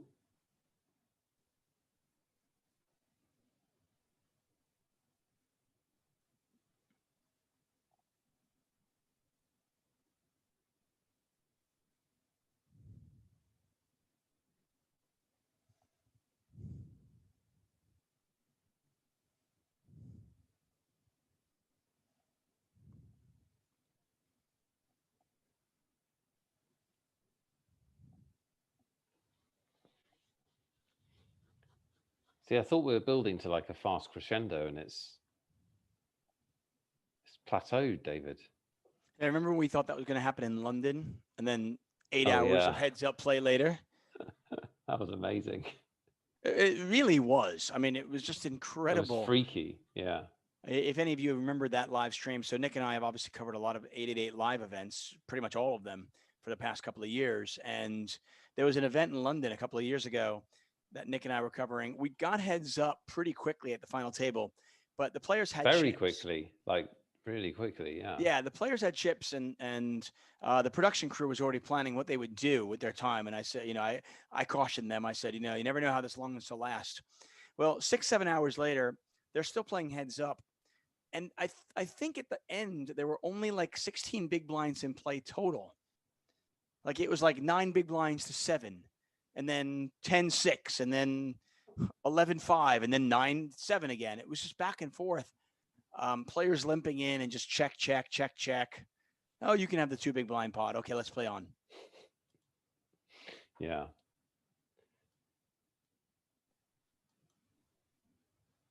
There's a thing in boxing where the referee can actually warn both fighters that they need to make a fight.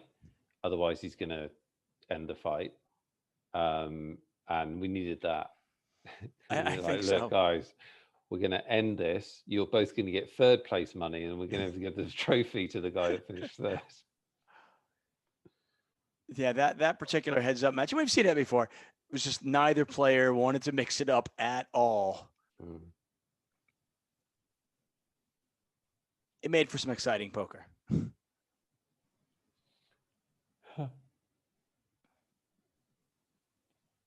Tutton back in 2nd place with a 2 million chip stack. Packed him on 3rd with 1.5 million. These players are nothing like that. Have not resembled that. These players are playing hard, and certainly not afraid to put their chips in the pot. Blinds 35,000, 70,000. Packed them out on 21 and a half big blinds.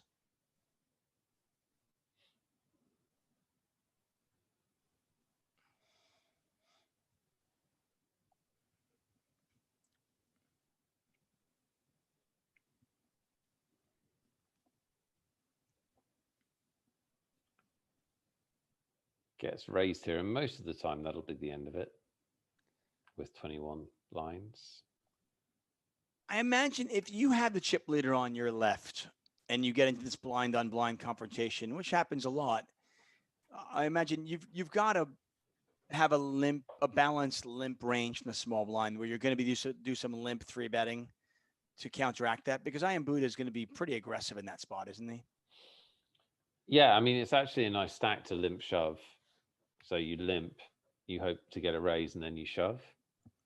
So that's definitely one play that should be in the arsenal, and you can make those shoves, quite balanced between semi-bluff type starting hands and strong hands.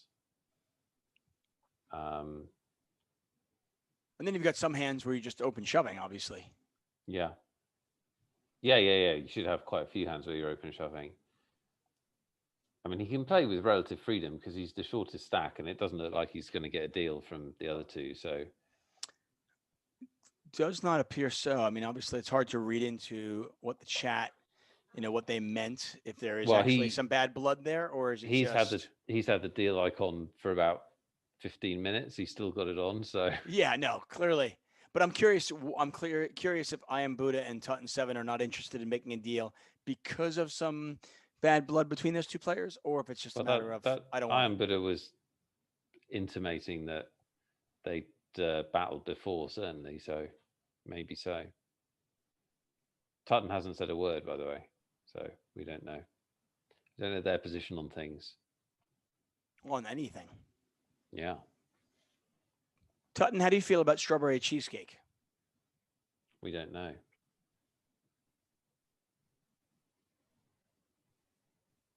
Are you a fan of cheesecake? Yeah, very much. You seem like a cheesecake guy. Well, what saves me, because obviously it's like the fastest way to get fat, is cheesecake. Like probably beyond any other food. It's right up there. What saves me is that they don't do a good cheesecake in England, really. Like proper baked New York cheesecake, you can't really get it. And what the most tilting thing in the world in England is when they actually put New York cheesecake or baked cheesecake on the menu in a restaurant and you order it and it's not. And like, I'm a very reasonable diner and I, whatever, but not when they do that. Do you go on just full blown tilt then? I hate it because I get so excited because I can't have it in the UK. They don't have it anywhere. But if I lived in the US, I'd have a real problem because the proper cheesecake I absolutely love. Do you flip the table over? Have you been to like Cheesecake Factory? Do they have good cheesecake there? Yeah, of course. In London? Yeah. Is it in London? I have no idea. Oh, I don't think so. No. I've been to Cheesecake Factory in Vegas. Is it good cheesecake there? Yeah, it's pretty good. It's not amazing. I was gonna say it's got to be like chain food, right? Yeah, the deli, which is a chain, but it's good. The deli in the Mirage, which is Carnegie Deli. Yeah, thank you. They have good cheesecake. Yeah, and sandwiches that are. I kid you not, everybody. If you've never been to New York City and been to Carnegie Deli in New York City or at the Mirage, the sandwiches are. I kid you not. They're like. They're sharers. Right. It's ridiculous. You could literally you have to like ask for extra bread, get one sandwich for 4 people. Yeah, it's true. Yeah, the cheesecake's huge as well. I don't understand. I mean, I get it's their thing, it's their shtick, but it's ridiculous. Do you like the cheese part? For me, I'm not a big cheesecake guy, but I like the crust. What, in cheesecake? Yeah. I just kind of like the crust. Oh, I like all of it. Yeah. Yeah, I would kill myself on that stuff if I lived near anywhere with good cheesecake. But luckily, I don't. Nick Wealthall would weigh 433 pounds. Yeah. Yeah. Come on, you'd come on every live stream and you'd have like little bits of cheesecake on your shoulder. But like I'd move to New York and you'd like over the streams, you'd see me slowly swelling. You could do before and after. We could do a time lapse. Yeah, exactly. Just each video, each live stream. Still having cheesecake for breakfast, Nick? Yes. All in I here love from it. Pactama. Pactama staying steady at 1.2 million. Still a short. Like Tuchman has done a good job of kind of getting back in it. It was down to about 1.4, 1.5 million. She is back up to 2.3 million. Blind still 35,000, 70,000 for 2 more minutes. Not a big jump up though. Again, blinds just go to 40-80.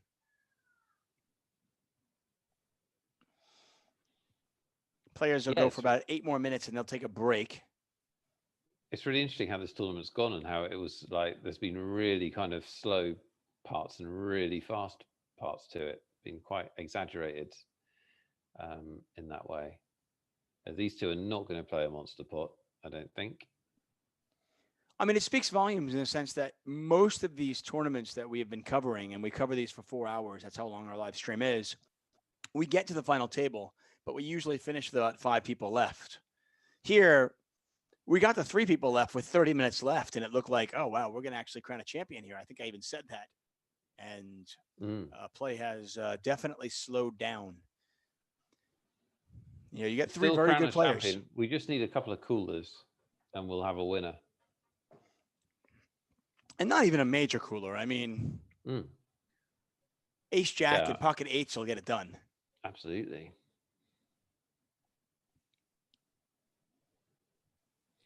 Pactama slowly getting chipped down, whittled away at. Not on life support yet, but would happily receive a double up, put it that way. I kind of want the other 2 players to want to make a deal, and then Pactama, I'll be like, nah, I'm good now. Let's just go. Yeah, now let's play it.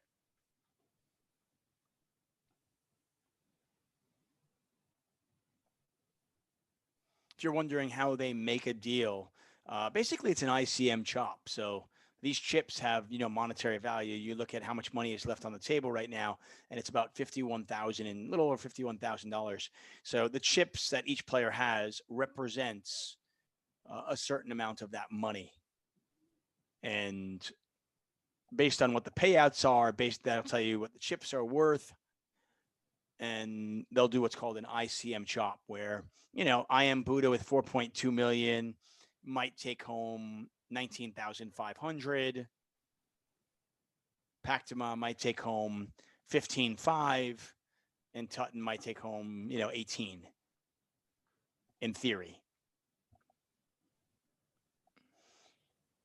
If you ever find yourself in this situation and you're wondering whether you should make a deal or not, that's the kind of the interesting thing in poker. I feel like the art of making a tournament deal is a skill unto itself. Yeah, it is. Although ICM and ICM applications being easily accessible on phones and that kind of thing has sort of killed it a bit. Whereas in the olden days, it used to be a real kind of negotiation and whatever. Yeah. Now everybody can see what a fair number is, which is obviously good for the game in general because people can't get as exploited. But it has killed that skill, which was definitely a skill.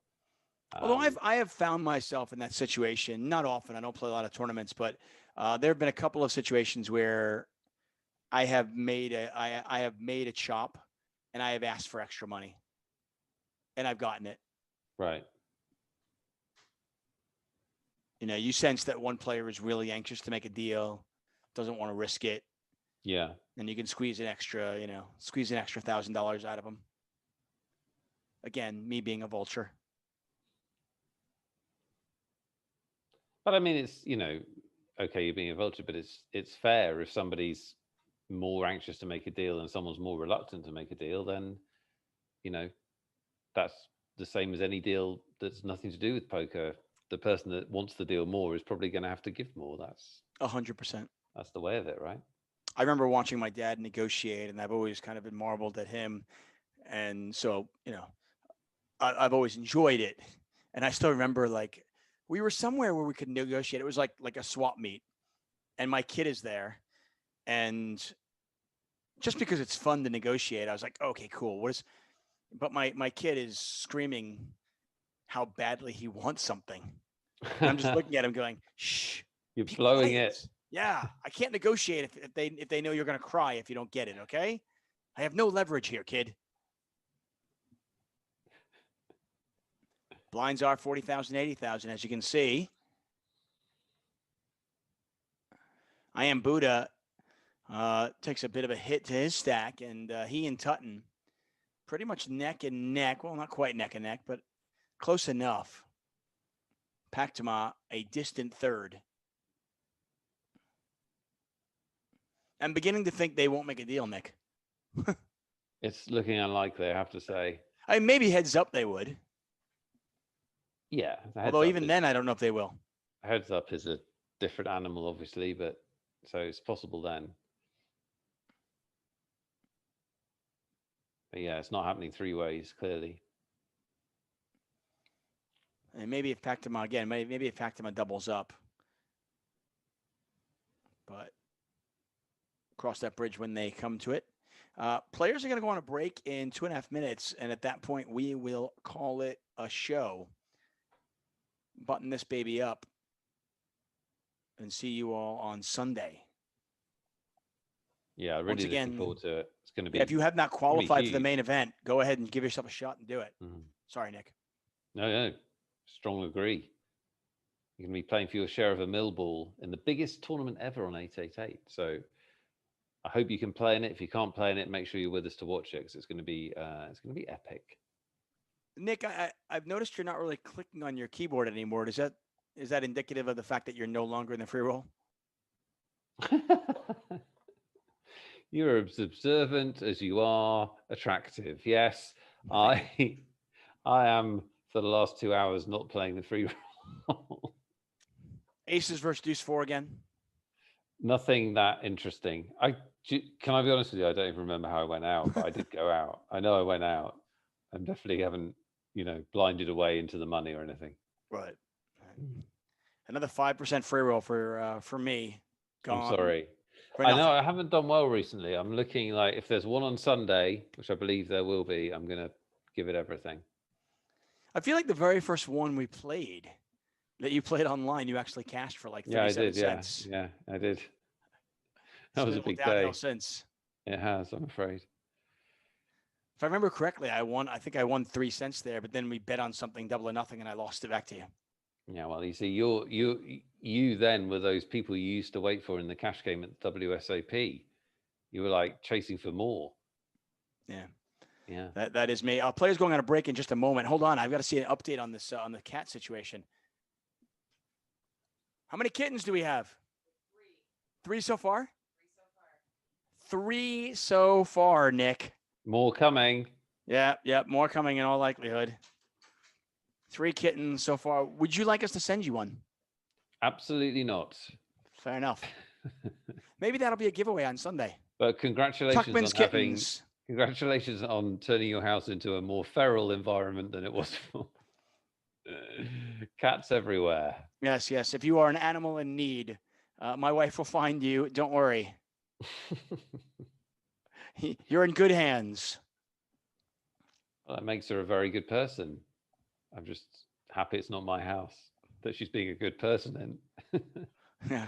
It's one of those things where you go, wow, that's really lovely. I'm super glad that Dave's married to you and not me. Chop it up there. That queen is going to make them chop it up. And I believe players are going to go on a break now. They are. Yeah. Somehow we've been 3-handed for about 30 minutes, something you don't normally see, but these 3 players will battle it out for the championship, $23,000 up top. I want to thank Martin Jacobson for joining us. I want to thank everybody at 888 Poker. I want to thank my partner in crime, Nick Wealthall. And of course, I want to thank all of you for joining us today. We are back at it on Sunday for the Mill Ball. That's right. The $1 million guaranteed main event, same bat time, same bat channel. It'll be 9 p.m. GMT. So make sure you join us for that. Nick, thank you so much. Thank you, my friend. We'll see you on Sunday. Good night. Bye.